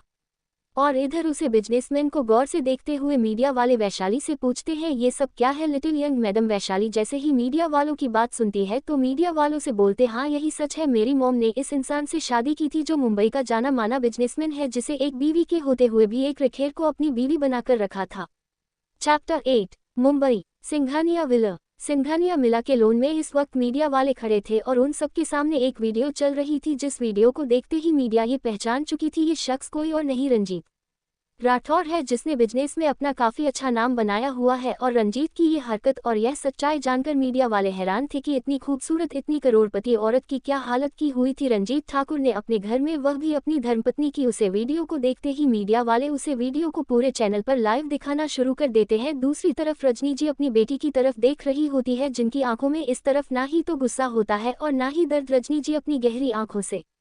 अपनी बेटी की तरफ देख रही थी और मन में बोल रही थी, आखिर ऐसा क्या हो गया है मेरी मासूम बच्ची को, जो वह इतनी पत्थर दिल बन गई है, जिसे अपना दर्द सब दुनिया वालों के सामने इतनी आसानी से रख दिया। ये सब सोते हुए ही रजनी जी का ध्यान बार बार उसे वीडियो पर जा रहा था। इधर रजनी जी की मां और देवेश सिंघानिया भी उसे वीडियो को देख रहे थे। इधर दो मीडिया वाले रजनी जी की तरफ देखकर बोलते हैं, मिस रजनी सिंघानिया, अगर आपको उसे घर में रंजीत ठाकुर ने इतनी दिक्कत दी थी, इतना ही परेशान किया था, तो आप इतने समय तक ये सब क्यों सहती रही, क्यों आपने अपनी आवाज नहीं उठाई। इधर मीडिया वालों की बात सुनकर रजनी जी की आंखों के सामने अपनी मासूम बच्ची का चेहरा आता है और वो अपनी आंखें कसकर बंद कर मीडिया वालों को कुछ बोलते ही वाली होती है कि तभी वैशाली की आवाज मीडिया वालों को सुनाई देती है, मेरी माँ ने ये सब कुछ मेरे लिए सहा था, क्योंकि मेरी माँ को लगता था कि शायद उनकी आवाज उठाने से मेरे सर के ऊपर से बाप का साया ना उठ जाएगा, इसलिए मेरी माँ चुपचाप इतना कुछ चाहती रही। लेकिन जब मेरे आप नहीं मुझे जान से मरने से पहले एक बार नहीं सोचा, तो मेरी माँ उसे इंसान के साथ क्यों रहे, क्यों दर्द सहती रहे, इसीलिए मेरी माँ ने मेरा ठीक होते ही उसे नरक को छोड़ने का फैसला कर लिया। ये सब बोलते हुए वैशाली की निगाहें मीडिया पर इतनी ठंडी थी कि मीडिया वाले जाकर भी अब वैशाली से कुछ और नहीं पूछ पा रहे थे। इधर देवेश सिंघानिया और प्रमिला सिंघानिया अपनी आंखों में नमी लिए वैशाली की तरफ देख रहे थे। इधर कुछ ही देर में मीडिया वाले कुछ और सवाल जवाब कर सिंघानिया विला से रवाना हो जाते हैं। इधर वैशाली भी मीडिया वालों को रवाना कर अपनी माँ को और अपने नाना नानी को अपने विला में अपने घर के अंदर लेकर आती है।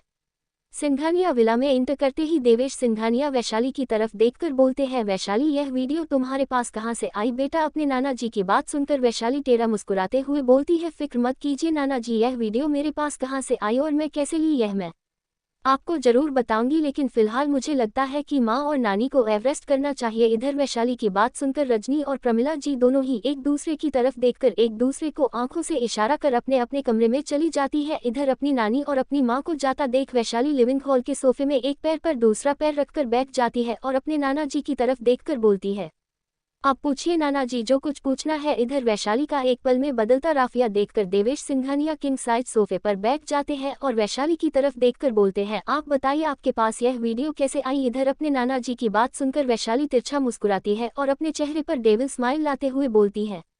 नाना जी यह वीडियो मैंने राठौर विला के सीसीटीवी फुटेज को हैक करके ली है। जैसे ही देवेश सिंघानिया वैशाली की बात सुनते हैं तो हैरानी से अपनी जगह से खड़े हो जाते हैं और बड़ी बड़ी आंखें कर वैशाली को गौर से देखते हुए गुस्से में पूछते हैं, सच सच बताइए, हमसे मजाक मत कीजिए वैशाली, आपके पास यह वीडियो कैसे आई है, क्योंकि किसी के घर के कमरों को और इतनी सिक्योरिटी सिस्टम को तोड़ना और उन्हें हैक करना कोई बच्चों का खेल नहीं है। इधर अपना नाना जी की बात सुनकर वैशाली भी इस टोन में जवाब देती है, राइट नाना जी, किसी के घर के सिक्योरिटी सिस्टम को हैक करना कोई बच्चों का काम नहीं है, लेकिन मैं बच्ची नहीं हूँ नाना जी, और मैं ही राठौर परिवार के सिक्योरिटी सिस्टम को हैक कर इस वीडियो को निकाला है। जैसे ही वैशाली की बात नाना जी सुनते हैं तो हैरानी से वैशाली की तरफ देखते हुए पूछते हैं, वैशाली सच सच बताइए आपने ये सब कहाँ से सीखा है, क्योंकि ये करना किसी आम इंसान के बस की बात नहीं है। किसी का सिक्योरिटी सिस्टम हैक कर उसे कंट्रोल करना और इतना पुराना बायोडेटा निकालना बहुत मुश्किल है। अपने नाना जी की बात सुनकर वैशाली अपने नाना जी की तरफ देखकर सीरियस होते हुए बोलती है, नाना जी मुझे बहुत कुछ ऐसा आता है जिसे कोई नहीं जानता, चलिए आज मैं आपको बताती हूँ, मुझे हैकिंग, गन शूटिंग, फाइटिंग और बिजनेस की भी काफ़ी नॉलेज है। इधर वैशाली की बात सुनकर विवेक सिंघानिया अपनी जगह से खड़े हो जाते हैं और हैरानी से पूछते हैं, ये सब अपने कहाँ से सीखा। जहाँ तक हमें पता चला है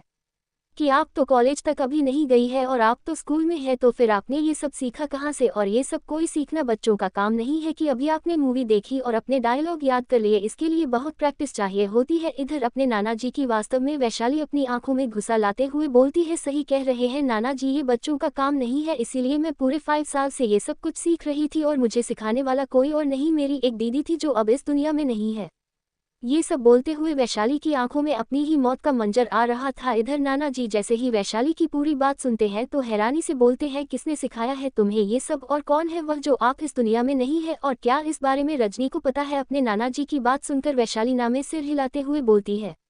नहीं नाना जी, इस बारे में मन को कुछ नहीं पता, लेकिन माँ उसे दीदी को जरूर जानती है, जिन्होंने मुझे जिंदगी में स्ट्रांग बना सिखाया, जिन्होंने मुझे दुनिया की आंखों में आंखें मिलाकर अपने सवाल जवाब करने सिखाए। ये सब बोलते हुए साली की आंखों में खुद का ही सब कुछ नजर आ रहा था, जो उसने कभी इस वैशाली को मिलकर हल्का फुल्का सिखाया था। यही सब याद कर वैशाली नाना जी को अपने ही बारे में बता रही थी। इधर नाना जी वैशाली की तरफ देखकर बोलते हैं, क्या हम जान सकते हैं तुम्हारी दीदी का नाम? इधर वैशाली नाना जी की तरफ देखकर बोलती है, हाँ नाना जी, उनका नाम मालिका, जो बिजनेस वर्ल्ड में कमिंग के नाम से जानी जाती थी, लेकिन कुछ दिनों पहले ही मेरी दीदी इस दुनिया से चली गई और जाने से पहले एक जिम्मेदारी मुझ पर छोड़कर चली गई। ये सब बोलते हुए वैशाली के भाव बिल्कुल सख्त हो गए थे। नाना जी जैसे ही मल्लिका नाम सुनते हैं तो उनकी आंखों के सामने एक खूबसूरत लड़की का चेहरा आने लगता है, जिसकी आंखें बर्फ की तरह ठंडी रहती थी। ये सब याद कर नाना जी हैरानी से वैशाली की तरफ देखते हैं तो वैशाली मुस्कुराते हुए बोलते हैं, हाँ नाना जी, जो आप सोच रहे हैं वही सच है। मुझे ये सब सिखाने वाली मल्लिका दीदी है, जो अब इस दुनिया में नहीं रही, लेकिन बहुत जल्द मैं उनके गुनहगारों को भी उनके किए की सजा दूंगी। ये सब बोलते हुए वैशाली नाना जी की तरफ देखकर बोलती है, बस नाना जी अब और कुछ मत पूछना, जितना अभी आपको बताने का समय आया था मैंने बता दिया, इससे ज्यादा अब आप ना ही मुझे कुछ पूछेंगे नहीं, मैं आपको कुछ बताऊंगी। समय आने पर मैं आपको सारी सच्चाई भी बताऊंगी और आपको खुद पता चल जाएगा कि दीदी ने मुझे जिंदगी में क्या क्या सिखाया है। इधर अपनी नातिन की बात सुनकर देवेश सिंघानिया कुछ नहीं बोलते और हाँ में सर हिलाकर वैशाली से बोलते हैं, जाइए, आप सुबह से शॉपिंग पर गई थी और आते ही फिर ये प्रेस कॉन्फ्रेंस, इस कारण आप थक गई होगी, अब जाकर आराम कीजिए। अपने नाना जी की बात सुनकर वैशाली हम ऐसे हिलते हैं और सोफे से खड़ी होकर लिविंग हॉल की सीढ़ियां से होते हुए अपने कमरे की तरफ बढ़ जाती है। इधर वैशाली के जाते ही देवेश सिंघानिया जाती हुई वैशाली की पीठ की तरफ देखते हुए बोलते हैं, आखिर तुम कैसे जानती हो मालिका को? मालिका जिसके नाम से बड़े बड़े लोग थर थर कांपते थे, जिसके नाम से बड़े बड़े लोग बुरा काम करने से डरते थे, आखिर वह तुम्हारी जिंदगी में कैसे आई और क्यों सिखाया उसने ये सब कुछ तुम्हें? ये सब सोते हुए ही थे वह सिंघानिया अपने कमरे की तरफ बढ़ जाते हैं।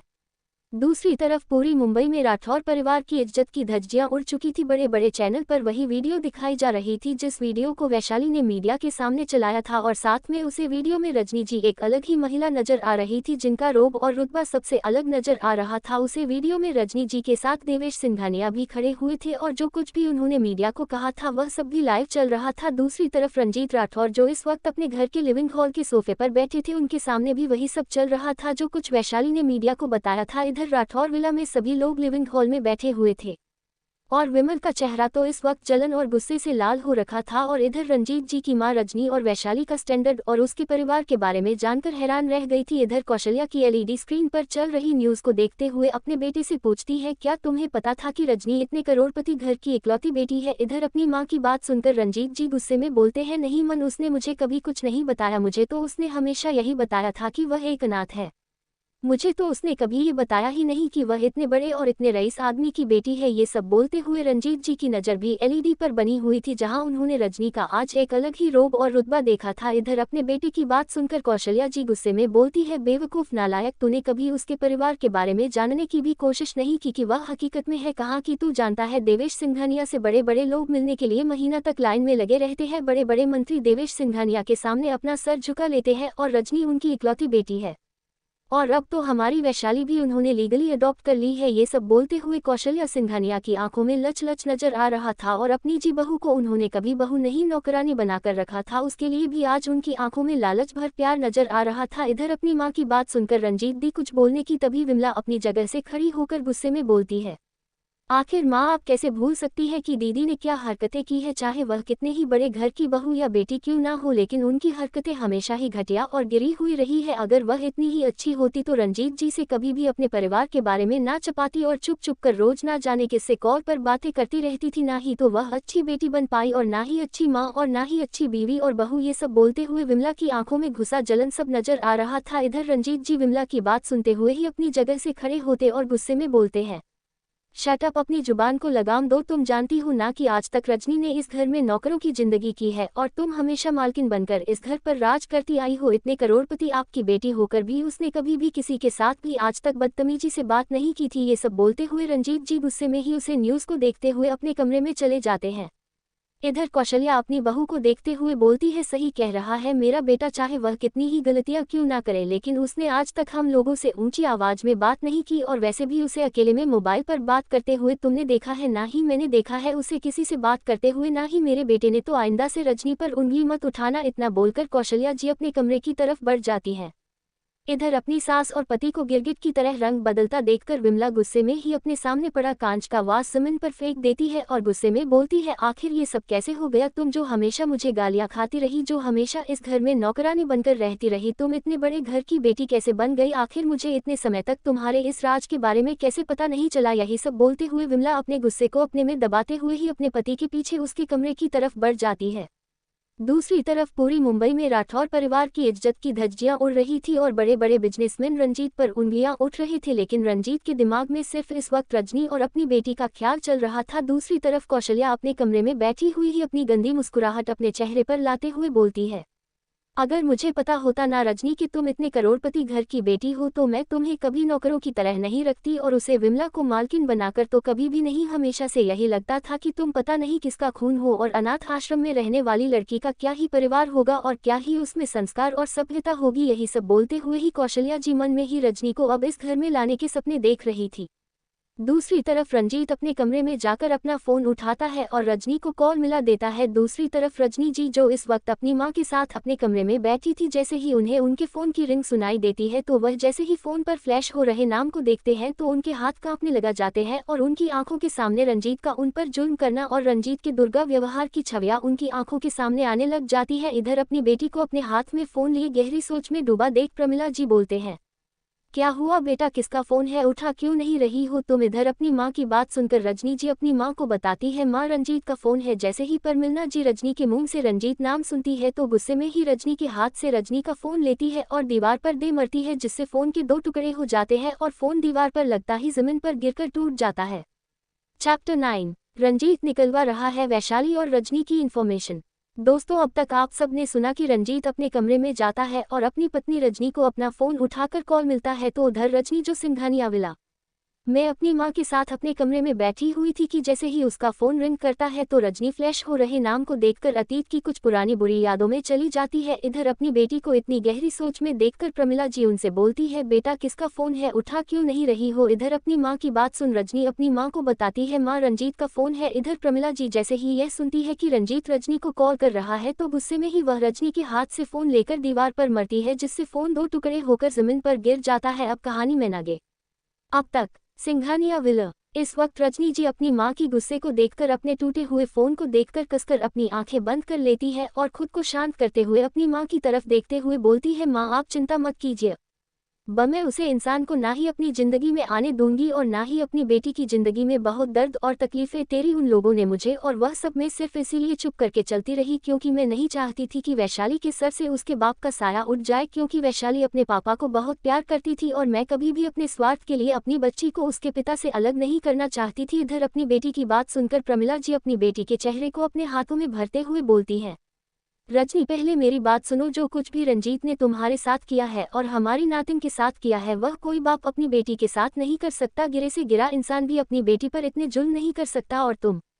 तो उसे घर में पाल पाल नौकरों की तरह जीती रही और तुम्हें इतनी बुरी जिंदगी देने वाला कोई और नहीं रंजीत ही था जिसके साथ तुमने अपनी जिंदगी की शुरुआत की, जो तुम्हारी जूती के भी लायक नहीं था। तुमने उसे अपने सिर का ताज बना लिया। अब मैं नहीं चाहती कि वह गिरा हुआ इंसान तुम्हारी जिंदगी में दोबारा आए और मेरी नातिन की जिंदगी में दोबारा आए, क्योंकि उन लोगों की हरकतों से मुझे इतना तो पता चल चुका है कि वह लोग पैसे के लालची लोग हैं और उन लोगों के अंदर लालच इतना ज्यादा है कि वह लोग इंसानियत तथा भूल चुके हैं।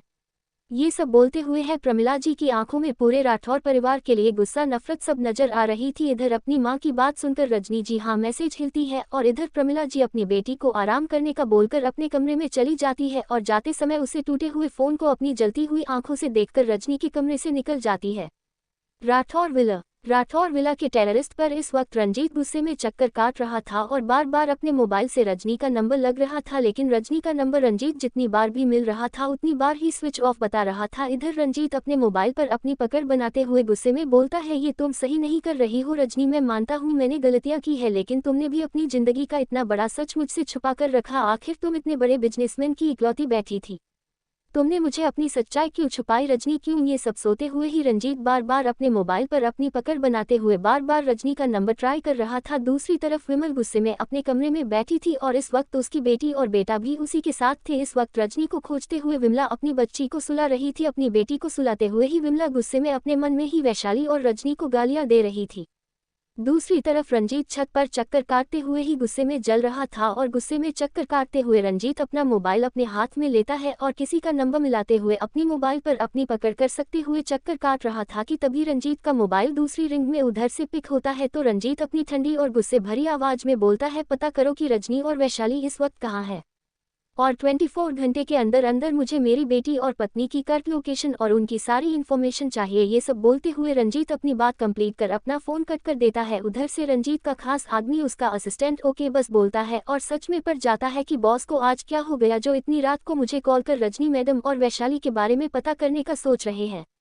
आज तक तो इन्होंने कभी गजनी मैडम का अपने मुंह से जिक्र तक नहीं किया था और अपनी बेटी वैशाली के बारे में तो उन्होंने कभी किसी को कुछ बताया तक नहीं था। जब देखो विमला और विमल के दोनों बच्चों की बातें ही करते रहते थे, लेकिन आज अपनी पत्नी की पहचान के बारे में जैसे ही उन्हें पता चला है वैसे ही इन्हें अपनी पत्नी और अपनी बेटी की याद आ गई। ये सब बोलते हुए वह असिस्टेंट अपने बेड पर अपनी आंखें बंद कर लेते जाता है और लेटे लेटे ही रंजीत के बारे में सोचते हुए ही गहरी नींद में सो जाता है। इसी तरह रात बीत जाती है, किसी की चिंता में, किसी की से कौन से किसी की अपनी नई जिंदगी की शुरुआत के लिए और कोई सो रहा था अपने अंदर बदले की आग को लिए और अपने दुश्मनों को उसे आग में जलन के लिए। कुछ लोग चिंता और सुकून से सो रहे थे, कुछ आने वाले दिनों में धमाका करने का सोते हुए ही अपने अपने कमरे में गहरी नींद में सो चुके थे। दूसरी तरफ पूरी मुंबई से लेकर दिल्ली तक राठौर परिवार की इज्जत की भर्तियां उड़ रही थी। बड़े बड़े बिजनेसमैन जो राठौर को अच्छे से जानते थे वह उसके कैरेक्टर पर तो उंगलियां उठ ही रहे थे, खास करके उसे गालियां भी दे रहे थे, क्योंकि जो इंसान अपनी बीवी और बच्ची के साथ सब कर सकता है वह इंसान कैसा होगा जो अपनी रखेल को अपनी बीवी की जगह देकर अपने घर में ही रखकर बैठा है, वह इंसान कैसा घटिया इंसान होगा। यही सब सोचते हुए लोग रंजीत को गालियां दे रहे थे और रजनी की पहचान को जानकर सब लोग अब रजनी के लिए बुरा फील कर रहे थे और कुछ लोग रजनी की पहचान को जानकर रजनी से जिन लोगों ने कभी बुरा व्यवहार किया था वह लोग अब अपने उसे व्यवहार को याद कर पछता रहे थे। इसी तरह रात बीत जाती है, आती है अगली सुबह। सिंघानिया विला। सुबह के 6 o'clock वैशाली का कमरा, वैशाली की नींद वैशाली के अलार्म से खुलती है और वैशाली अपने अलार्म की आवाज़ सुन अपनी आंखें खोल एक लंबी अंगड़ाई लेते हुए खुद से ही बोलती है, गुड मॉर्निंग। मल्लिका बोलती है तो खुद के माथे पर हाथ रख कर बोलता है, हे भगवान यह आदत कब जाएगी, क्यों मैं भूल जाती हूँ कि मैं मलिक नहीं वैशाली हूँ। ये सब बोलते हुए वैशाली एक लंबी अंगड़ाई लेते हुए अपने बेड से नीचे कदम रखती है और अपने कमरे की बालकनी में जाकर सूरज को देखते हुए ही मुस्कुराते हुए बोलती है, आज भी तुम्हारा तेज और तुम्हारी चमक मुझे सुकून देती है। उगता हुआ सूरज देखना मुझे बहुत पसंद है, इसीलिए मैं उठते ही पहले तुम्हें देखती हूँ। ये सब बोलते हुए वैशाली सूरज को अपनी जलती हुई आंखों से देखते हुए ही वापस अपने कमरे में आती है और वॉशरूम में चली जाती है। 10 मिनट बाद वैशाली वॉशरूम से बाहर आती है और अपनी बालकनी में योगा मैट बिछाकर योगा करने लग जाती है। इधर वैशाली अपना योग करते हुए ही बालकनी में 1 घंटा बिता देता है और फिर सूर्य नमन करते हुए अपना योग समाप्त कर वापस अपने वॉशरूम में जाती है और हॉट शावर लेकर अपने कमरे से बाहर आती है और इस वक्त उसकी बॉडी पर सिर्फ उसका एक टॉवल लपेटा हुआ था और वैशाली सिटी बजाते हुए मुस्कुराते हुए अपने क्लोजेस्ट रूम में जाती है और 10 मिनट बाद अपने क्लोजेस्ट रूम से रेडी होकर अपने कमरे की घड़ी की तरफ नजर मारते हुए कमरे से बाहर निकल जाती है और बढ़ जाती है नीचे लिविंग हॉल की तरफ। दूसरी तरफ नीचे लिविंग हॉल में इस वक्त देवेंद्र सिंघानिया, उर्मिला सिंघानिया और रजनी जी बैठे हुए थे। आज रजनी जी एक अलग ही औरत नजर आ रही थी और वैशाली जोशिया से नीचे उतरकर नीचे आ रही थी। जैसे ही उसकी नज़र अपने नाना नानी और अपनी मां पर जाती है तो वैशाली के चेहरे पर तिरछी मुस्कुराहट आ जाती है। वैशाली अपनी मां पर अपनी नज़र बनाते हुए ही बोलती है, गुड मॉम, बहुत जल्दी आप वह बनती जा रही है जो मैं आपको बनाना चाहती थी। यही सब बोलते हुए वैशाली लिविंग हॉल में पहुंच जाती है और इधर वैशाली को अपने सामने देखकर सभी लोगों के चेहरे पर मुस्कुराहट आ जाती है। इधर रजनी जी अपनी बेटी को देखते हुए ही बोलती है, गुड मॉर्निंग बेटा। किधर अपनी माँ को भी वैसे ही वैशाली गुड मॉर्निंग बोलता है और फिर अपने नाना नानी को गुड मॉर्निंग बोलकर अपने नाना जी के पास जाकर बैठ जाती है और अपने नाना जी से बोलता है, नाना जी आज माँ आपके साथ कंपनी जा रही है और मैं भी। इधर देवेंद्र सिंघानिया अपनी नातिन की बात सुनकर हाँ में सिर हिलाते हैं और बोलते हैं, जरूर बेटा, आपके कहने अनुसार हमने सारा कुछ अरेंज कर लिया है, पहले हम सब ब्रेकफास्ट कर ले फिर हम कंपनी के लिए निकल जाएंगे। इधर अपने नाना जी की बात सुनकर वैशाली हाँ में शेर कहलाती है और प्रमिला जी अपने पति और अपनी नातिन की बात सुनकर मुस्कुराते हुए बोलती है, बहुत अच्छा बेटा, अब मुझे लगता है कि आपके नाना जी को भी काम से कुछ दिन की छुट्टी मिल जाएगी और आप कुछ ही समय में सब कुछ संभाल लेंगे और हम फिर सुकून से कुछ दिन आराम से जी पाएंगे, क्योंकि सारी जिम्मेदारी तो अब आप और रजनी संभाल लोगी बिजनेस की। इधर अपनी नानी जी की बात सुनकर वैशाली हाँ मैं ऐसे नहीं लाती है और अपनी नानी के गालों को अपने दोनों हाथों से खींचते हुए बोलती है क्यों नहीं माय स्वीट डार्लिंग, अब आप यह सारी चिंता छोड़ो और नाना जी के साथ हनीमून पर दोबारा जाने की तैयारी करो, क्योंकि बहुत संभाल लिया आप दोनों ने बिजनेस और बहुत ले ली सबकी चिंता, अब सारी चिंता मुझ पर छोड़ दो और माँ पर। यह सब बोलते हुए वैशाली अपनी नानी को छेड़ रही थी। और इधर अपनी नागिन की बात सुनकर देवेश सिंघानिया के साथ साथ प्रमिला जी के चेहरे पर और रजनी जी के चेहरे पर मुस्कुराहट आ जाती है। इधर अपने पूरे परिवार को कुछ देखकर देवेंद्र सिंघानिया अपनी जगह से खड़े होते हुए बोलते हैं आप बहुत हो गया मजाक, चलिए ब्रेकफास्ट कीजिए फिर ऑफिस भी निकालना है हमें। इधर अपने पापा की बात सुनकर रजनी जी वैशाली से बोलता है हाँ चलो बेटा ब्रेकफास्ट कर लो पहले। इधर अपनी माँ की बात सुनकर वैशाली भी मुस्कुराते हुए डाइनिंग टेबल की तरफ बढ़ जाती है और इधर दीवार सिंघानिया, रजनी और प्रमिला जी के चेहरे पर भी आज मुस्कुराहट थी। दूसरी तरफ रंजीत का खास आदमी और उनका असिस्टेंट सुबह उठते ही रजनी जी और वैशाली के इन्फॉर्मेशन निकालने में लग जाता है, लेकिन रंजीत के असिस्टेंट को वैशाली के बारे में और रजनी जी के बारे में कुछ पता नहीं चलता, क्योंकि देवेंद्र सिंघानिया कोई मामूली इंसान नहीं थे। वह पूरे मुंबई, लंदन, एशिया, दिल्ली से लेकर इंडिया तक के टॉप के 2 नंबर के बिजनेसमैन थे, जिनका बिजनेस हमेशा 2 नंबर पर रहता था और बड़े बड़े मंत्री और लोग उनसे मिलने के लिए लाइन में लगे रहते थे। इसीलिए रंजीत का खास आदमी चाह कर भी ये पता नहीं लग पा रहा था कि वैशाली और रजनी इस वक्त कहाँ है। चैप्टर 10। वैशाली की बिजनेस स्किल को देखकर देवेश जी के साथ साथ सभी हैरान। मुंबई, सिंघानिया विला। सिंघानिया विला में सभी लोग डाइनिंग टेबल पर बैठे हुए थे, जहां एक तरफ वैशाली जी, एक तरफ देवेश सिंघानिया और दूसरी तरफ पर मिला सिंघानिया। तीनों जाने आज खुशी से डाइनिंग टेबल पर नाश्ता कर रहे थे और इधर देवेश सिंघानिया का खास असिस्टेंट और मैनेजर दूर बैठा लिविंग हॉल में अपने बॉस को देख रहा था और इस वक्त उसकी निगाहें बार बार घड़ी पर भी जा रही थी। इधर कुछ ही देर में सभी लोग ब्रेकफास्ट करते हैं और अपनी जगह से खड़े हो जाते हैं। इधर देवेश सिंघानिया डाइनिंग टेबल से खड़े होते हुए रजनी और वैशाली को एक नज़र देखकर बोलते हैं फ्रेश हो जाओ, 2 मिनट में निकल रहे हैं। इधर अपने नाना जी की बात सुनकर वैशाली के चेहरे पर मुस्कुराहट आ जाती है और इधर रजनी जी फटाफट डाइनिंग टेबल से खड़ी होकर अपने हैंड वॉश करती है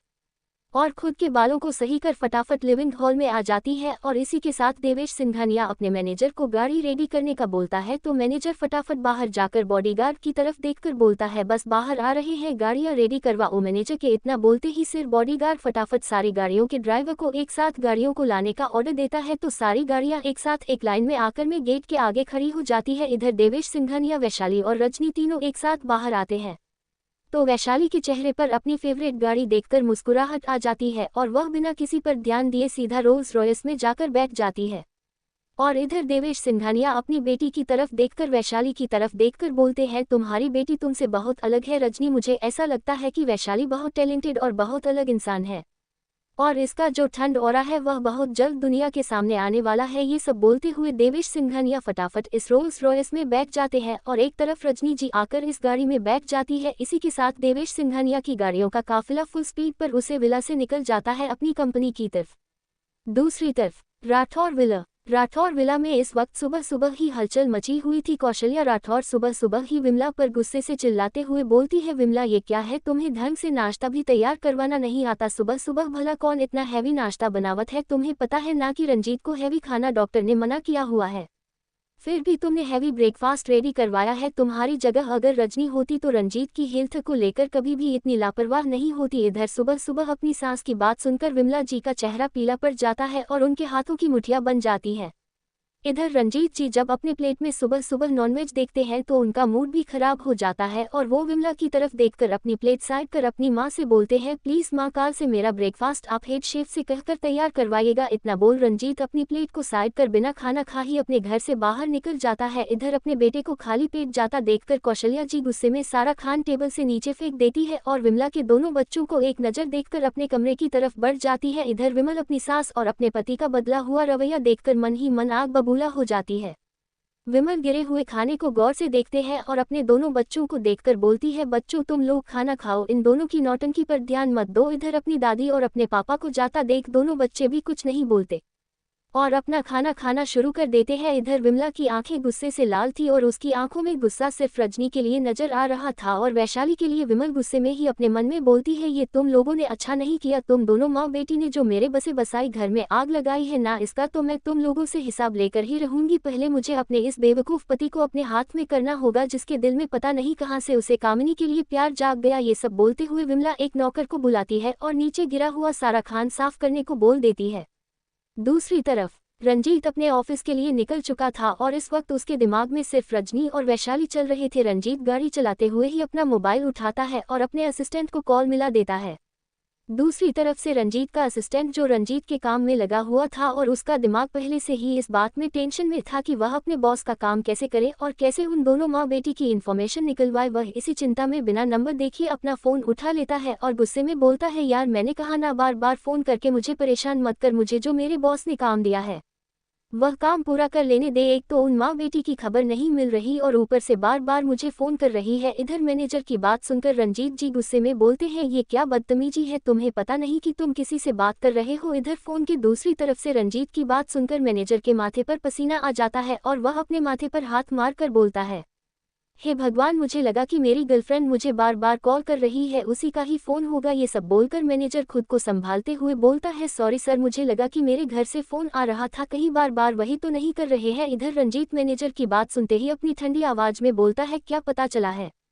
मेरी बीवी और मेरी पत्नी का तुम्हें। इधर मैनेजर रंजीत की बात सुनकर अपनी आवाज़ को सही करते हुए बोलता है, बस मैं पता करने की कोशिश कर रहा हूँ, लेकिन न जाने उन दोनों की खबर कौन इतनी हाइड करके बैठा है कि मुझे चक्कर भी उन लोगों की लाइव लोकेशन नहीं मिल रही है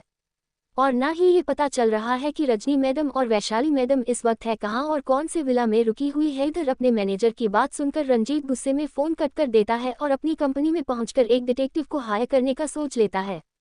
दूसरी तरफ Singhania diamond company. Singhania company में एक साथ 20 गाड़ियां इंटर होती है और उन गाड़ियों को देखते ही कंपनी का में गार्ड फटाफट में डोर ओपन करता है और जैसे ही डोर ओपन होता है सारी गाड़ियां कंपनी की प्राइवेट पार्किंग की तरफ बढ़ जाती है। कुछ ही देर में सारी गाड़ियां एक साथ कंपनी की प्राइवेट पार्किंग में लगती है और उनमें से एक गाड़ी में से डिवाइस सिंघानिया के साथ साथ रजनी और वैशाली बाहर निकलते हैं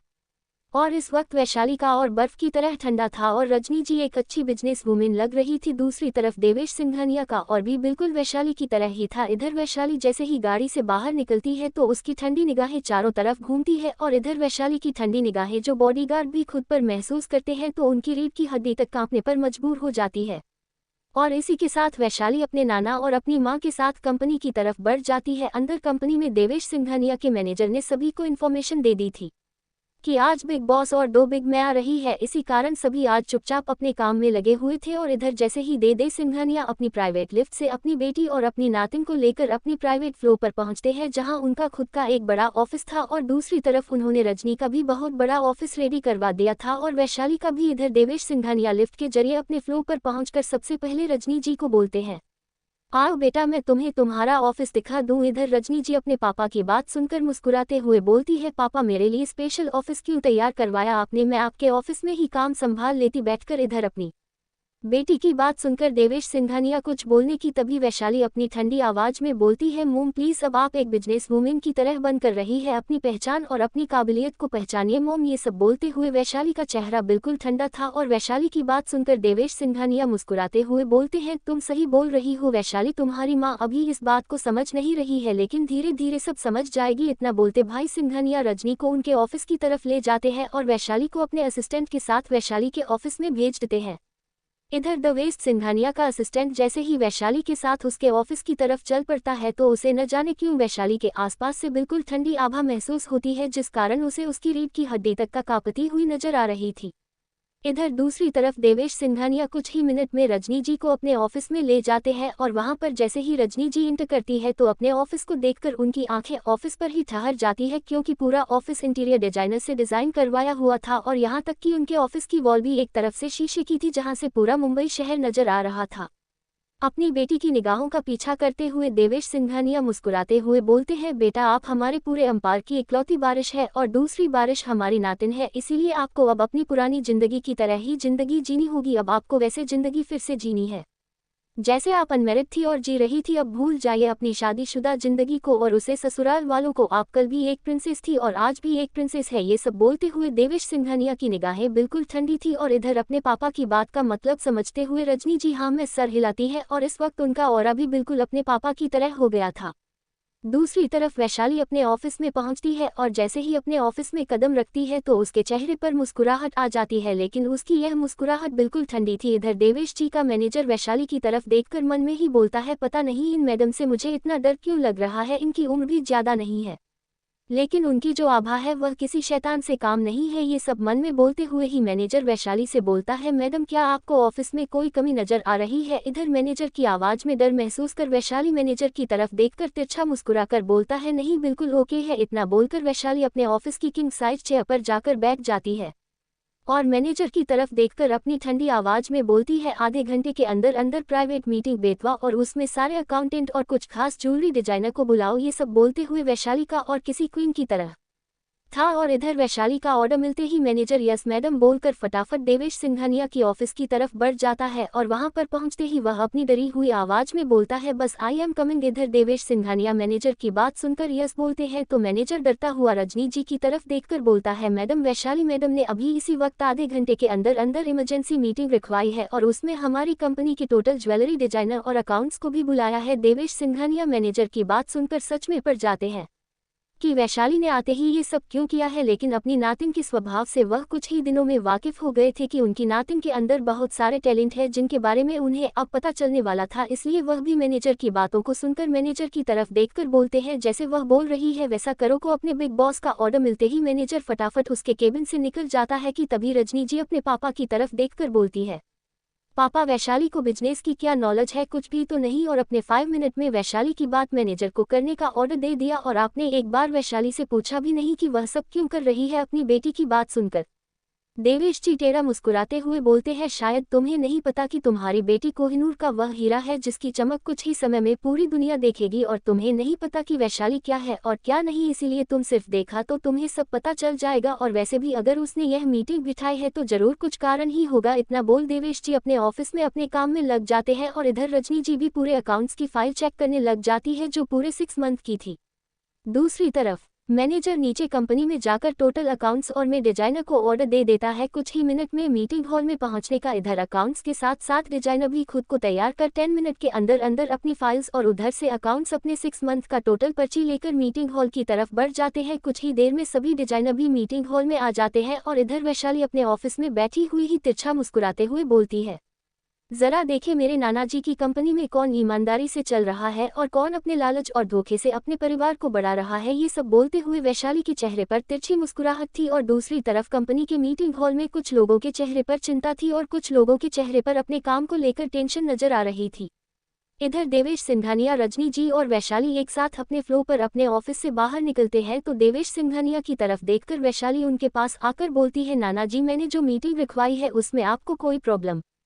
तो नहीं? इधर अपनी नातिन की बात सुनकर देवेश सिंघानिया मुस्कुराते हुए बोलते हैं, नहीं बच्चा हमें आप पर पूरा विश्वास है। इधर रजनी जी दोनों जनों की बात सुनकर वैशाली से बोलती है, बेटा आपको बिजनेस की क्या नॉलेज है, क्या करने वाली है आप मीटिंग में? अपनी माँ की बात सुनकर वैशाली मन ही मन शैतानी मुस्कुराहट अपने मन में लाते हुए बोलती है, मोम अभी भी आप बहुत पीछे हो, आपको नहीं पता कि इस कंपनी में भी ऐसे बहुत का एस्टरिस्क इंसान है जो अपनी कमीनेपन को इतनी आसानी से नहीं छोड़ने वाले। ये सब बोलते हुए वैशाली अपनी माँ की तरफ देखकर बोलती है,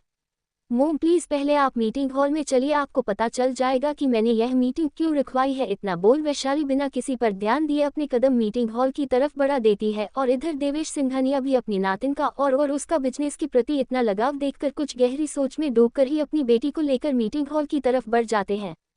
10 मिनट के अंदर अंदर सभी मीटिंग हॉल में बैठे हुए थे और इस वक्त देवेश सिंघानिया हेड चेयर पर थे और दूसरी तरफ रजनी जी और उन्हीं के साथ बैठी हुई थी वैशाली। इधर काफी सारे डिजाइनर चिंता से अपने सामने पड़े पानी को फटाफट पीते हैं और अपने तीनों बॉस को ग्रेट कर अपनी अपनी जगह पर बैठ जाते हैं। अकाउंटेंट भी उसी तरह सभी को अच्छे से ग्रीट करते हैं और अपनी जगह पर बैठ जाते हैं। इधर वैशाली सबकी तरफ देखकर अपनी ठंडी निगाहें सब पर घूमती है और फिर सबकी तरफ देखकर अपनी ठंडी आवाज में बोलती है, अब तक जो डिजाइन्स आपने इस 6 मंथ के अंदर कंपनी के लिए लॉन्च किए हैं, तैयार किए हैं, प्लीज उन डिजाइन्स को दोबारा से रिपीट कीजिए और वह भी एलईडी स्क्रीन पर। वैशाली की बात को सुनकर डिजाइनर हैरान रह जाते हैं, फिर भी वह वैशाली की बात को मानते हुए एलईडी स्क्रीन पर अपनी अपनी पेन ड्राइव एक एक करके लगाना शुरू करते हैं जिनमें उन्होंने काफी सारे डिजाइन्स बनाए थे। इधर सभी डिजाइन्स को देखते हुए ही वैशाली के चेहरे पर टेढ़ी मुस्कुराहट आ जाती है और वह अपने मन में ही बोलती है, ऑलमोस्ट कॉप्स वेरी गुड, इसी कारण तो हमारे ब्रांड की ज्वेलरी इतनी गिरती जा रही है। क्योंकि सारे ही डिजाइन्स कॉपी किए हुए हैं और मेरे नाना जी ने अभी तक इस चीज पर ध्यान भी नहीं दिया। वह ये सब बोलते हुए वैशाली की निगाहें बिल्कुल ठंडी थी और तभी देवेश सिंघानिया उन डिजाइन्स को देखते हुए वैशाली की तरफ देखकर बोलते हैं, बेटा पूरे डिजाइन्स ओके तो है, तो फिर आप इतनी गौर से उन डिजाइन्स को क्यों देख रही हो? अपने नाना जी की बात सुनकर वैशाली एक नज़र दो डिजाइनर पर मरती है और उन दोनों डिजाइनर की तरफ देखकर बोलती है, क्या ये डिजाइन्स आपने खुद तैयार करवा कर इस ज्वेलरी को लॉन्च किया था? इधर वैशाली की इतनी ठंडी आवाज सुनकर सामने बैठे दो डिजाइनर एक दूसरे की तरफ देखकर अपनी जगह से खड़े होते हुए बोलते हैं, यस मैडम, हमने खुद इन डिजाइन्स को अपने तरीके से रेडी करवाया था और हमारी कंपनी के लिए लॉन्च करवाया था। इधर वैशाली टेढ़ा मुस्कुराते हुए उन दोनों की तरफ देखकर बोलती है, इस नेकलेस में जो डायमंड है बता सकती है वह किस प्राइस के लगे हुए हैं? वैशाली की बात सुनकर दोनों डिजाइनर के माथे पर पसीना आ जाता है और दोनों ही डिजाइनर एक दूसरे की तरफ देखकर आंखों से कुछ इशारा कर वैशाली की तरफ देखकर बोलते हैं, मैडम इस टोटल नेकलेस पर 18 करोड़ के डायमंड लगे हैं। वैशाली जैसे ही ये सुनती है कि इन दोनों डिजाइन्स पर और इन दोनों नेकलेस पर 18 करोड़ के डायमंड लगे हैं तो वैशाली अपनी जगह से खड़ी होती है और उन डिजाइनर के पास जाकर बोलता है, वह तो इन दोनों नेकलेस पर तुमने 18 करोड़ के डायमंड लगवाए हैं, तो मैं पूछना चाहती हूँ कि इन दोनों नेकलेस की कीमत मार्केट में इतनी कम क्यों है? जैसे ही वैशाली यह बोलता है उन दोनों डिजाइनर के चेहरे का रंग पीला पड़ जाता है और देवेश सिंघानिया की आंखें हैरानी से वैशाली की तरफ जाकर ठहर जाती है। इधर वैशाली फिर से उन दोनों डिजाइनर को अपनी ठंडी आवाज में बोलती है, जवाब दो, क्या तुम मुझे बता सकती हो कि इन दोनों नेकलेस की कीमत हमारी कंपनी में कितने की है? वैशाली के इतना बोलते ही एक डिजाइनर अपनी जगह से खड़ा होते हुए बोलता है, मैडम इस नेकलेस की कीमत 15 करोड़ है और कुछ दिन पहले ही यह नेकलेस दिखा है और इसका बिल भी मैंने बिग अकाउंटेंट एस को सेंड कर दिया था और पूरा अमाउंट भी कंपनी में गया है, ये लीजिए इसकी डिटेल। अपने सामने खड़े अकाउंटेंट की बात सुनकर उन दोनों डिजाइनर का रंग पीला पड़ जाता है और दोनों के माथे पर पसीना आ जाता है। इधर देवेश सिंघानिया हैरान रह जाते हैं कि दोनों डिजाइनर्स ने एक नेकलेस में अगर 3 करोड़ का घपला किया है तो दो डिजाइनर नेकलेस में पूरा 6 करोड़ का घपला हुआ और इसी तरह जितने भी डिजाइनर नेकलेस उन्होंने बनाए हैं और वह बेचे हैं तो उसमें कितना घपला हो सकता है? यही सब सोते हुए देवेश सिंघानिया के चेहरे पर गुस्सा साफ नजर आने लगता है और इसी के साथ वैशाली उन दोनों डिजाइनर के पास जाती है और खींचकर उन दोनों के चेहरे पर थप्पड़ मारकर बोलती है, कब से कर रही हो तुम दोनों ये घपला? कंपनी में बताओ जी, डायमंड कंपनी में तुम लोग काम करते हो, हमारा नाम हमारा ब्रांड लोगों की जुबान पर हर वक्त रहता है और तुम हमारी ही कंपनी में रहकर हमारे ही घर में काम कर हमारे ही घर का नमक खाकर हमारी ही कंपनी पर दाग लग रहे हो और इतना बड़ा षड्यंत्र तुम लोगों ने रचा है कि मेरे नाना जी की आंखों के सामने सच आकर भी नहीं आ रहा और इसमें तुम्हारा यह अकाउंटेंट तुम्हारा साथ दे रहा है। उठ जाओ अपनी जगह से वरना तुम्हारी टांगे में इसी वक्त काट दूंगी। ये सब बोलते हुए वैशाली अकाउंटेंट की तरफ देखती है जिसके माथे पर पसीना पानी की तरह बह रहा था। इधर अकाउंटेंट अपनी जगह से डरते हुए खड़ा होता है और दोनों हाथ जोड़ते हुए बोलता है, मुझे माफ कर दीजिए मैडम, मैं इन लोगों के लालच में आ गया था। ये सब बोलते हुए अकाउंटेंट देवेश सिंघानिया की तरफ बढ़ता है और इधर देवेश सिंघानिया अकाउंटेंट से गुस्से में बोलते हैं, शट अप, तुम पूरे 30 साल से मेरी कंपनी में काम कर रहे हो, मैंने कभी नहीं सोचा था मल्होत्रा कि तुम इतनी गिर जाओगे। इधर अपने सामने खड़े अपने बिग बॉस की तरफ देखकर मल्होत्रा, जिसकी उम्र 50 के आसपास थी, वह अपने दोनों हाथ जोड़कर बोलता है, बस मुझसे गलती हो गई, मुझे माफ कर दीजिए, मैं लालच में आ गया था। इधर अकाउंटेंट कुछ और बोलना कि तभी वैशाली उसे अकाउंटेंट के पास आती है और उसे अपने नाना जी से दूर कर खींचकर धक्का देती है जिससे वह नीचे जाकर गिर जाता है और वैशाली अपनी ठंडी आवाज में बोलती है, शट अप, तुम जैसे धोखेबाजों के कारण ही जो इंसान मेहनत और लगन से काम करते हैं उनका नाम भी धोखेबाजों की लिस्ट में आ जाता है और उनके टैलेंट भी मिट्टी में मिल जाता है और उनकी मेहनत भी। ये सब बोलते हुए वैशाली एक 5 टेबल पर फैक्ट्री है जिसमें अकाउंटेंट और उन दोनों डिजाइनर की 2 साल की पूरी डिटेल थी जिसमें उन्होंने टोटल 250 करोड़ का घपला किया हुआ था और हर डिजाइन्स को लॉन्च कर इन्होंने कंपनी से उसे डिजाइन्स को करोड़ों रुपए के डायमंड लगवा कर रेडी करवाया था। हकीकत यह थी कि जैसे ही वह डिजाइनर इतना कॉस्टली नेकलेस या बैंगल्स रेडी करते थे, ये डिजाइनर रातों रात उनके डायमंड चेंज कर देते थे और कम कीमत के डायमंड उन बैंगल्स और नेकलेस पर लगा देते थे और बाद में उन डायमंड को महंगी कीमत पर खुद मार्केट में बेच देते थे, जिस कारण देवेश सिंघानिया के साथ साथ किसी को भी ये पता नहीं चला कि उनकी कंपनी में ही डायमंड की हेराफेरी हो रही है और यह लोग मिलकर करोड़ों का उन्हें नुकसान पहुंचा रहे हैं। इधर वैशाली ने 2 दिन पहले ही अपने नाना जी की कंपनी के सारे सीसीटीवी फुटेज चेक कर लिए थे जिसमें उसे इन तीनों की गद्दारी का भी पता चल चुका था और इस वक्त वैशाली ने फैसला कर लिया था कि पहले दिन ही आकर पहले यह इन तीनों को उनके किए की सजा देगी। इधर जैसे ही वह फाइल्स देवेश सिंघानिया पढ़ते हैं तो उनके माथे पर गुस्से की लकीरें आ जाती है और इधर रजनी जी अपनी बेटी की स्किल को देखकर हैरान रह जाती है कि कैसे उनकी बेटी ने आते ही इतनी बारीकी से उनकी कंपनी में हो रहे घपलाबाज और धोखेबाजों का पर्दा फास्ट कर दिया। इधर मल्होत्रा रोता चिल्लाता रहता है कि तभी वैशाली 2 बॉडीगार्ड बुलाती है और उन्हें बोलती है इन तीनों को पुलिस के हवाले कर दो और इन पर 250 करोड़ का जो कंपनी के साथ इन्होंने गबन किया है उसका इन पर केस दर्ज कर और कंपनी को और कंपनी की रेपुटेशन को जो हानि पहुंची है उसका भी मुआवजा इसे मांगो। ये सब बोलकर वैशाली बॉडीगार्ड को बुलाती है और बॉडीगार्ड अंदर आते ही मल्होत्रा और उन दोनों डिजाइनर को जबरदस्ती अपने साथ मीटिंग रूम से बाहर ले जा। तो दोस्तों क्या लगता है आपको, क्या चल रहा है वैशाली के दिमाग में और क्या करेगा अब रंजीत वैशाली और रजनी जी तक पहुंचाने के लिए, और कैसे लगी वैशाली अपने कातिलों से बदला, और क्या रंजीत के सामने आएगी वैशाली की बिजनेस स्किल, और क्या रजनी जी और रंजीत टकराएंगे आमने सामने, और क्या सोच रहे थे देवेश सिंघानिया और क्या करने वाली है वैशाली आगे, क्या वह राठौर परिवार को अब टारगेट करेगी या करेगी अपने दुश्मनों को, ये तो अब आगे आने वाले समय में ही पता चलेगा। और कहां ले जाएगी वैशाली अपने नाना जी की कंपनी के इन 3 गद्दारों को, क्या वैशाली उन्हें इतनी जल्दी से छोड़ देगी या फिर वैशाली अपना डेविल रूप अब इन तीनों को भी दिखाएंगे, ये तो अब आगे आने वाले एपिसोड में पता चलेगा। तो दोस्तों अगर स्टोरी अच्छी लग रही है तो लाइक कमेंट शेयर जरूर करना। हर हर Mahadev and thanks for listening. ऐसे ही प्यारी प्यारी स्टोरी सन के लिए चैनल को सब्सक्राइब करें। Bye, take care guys.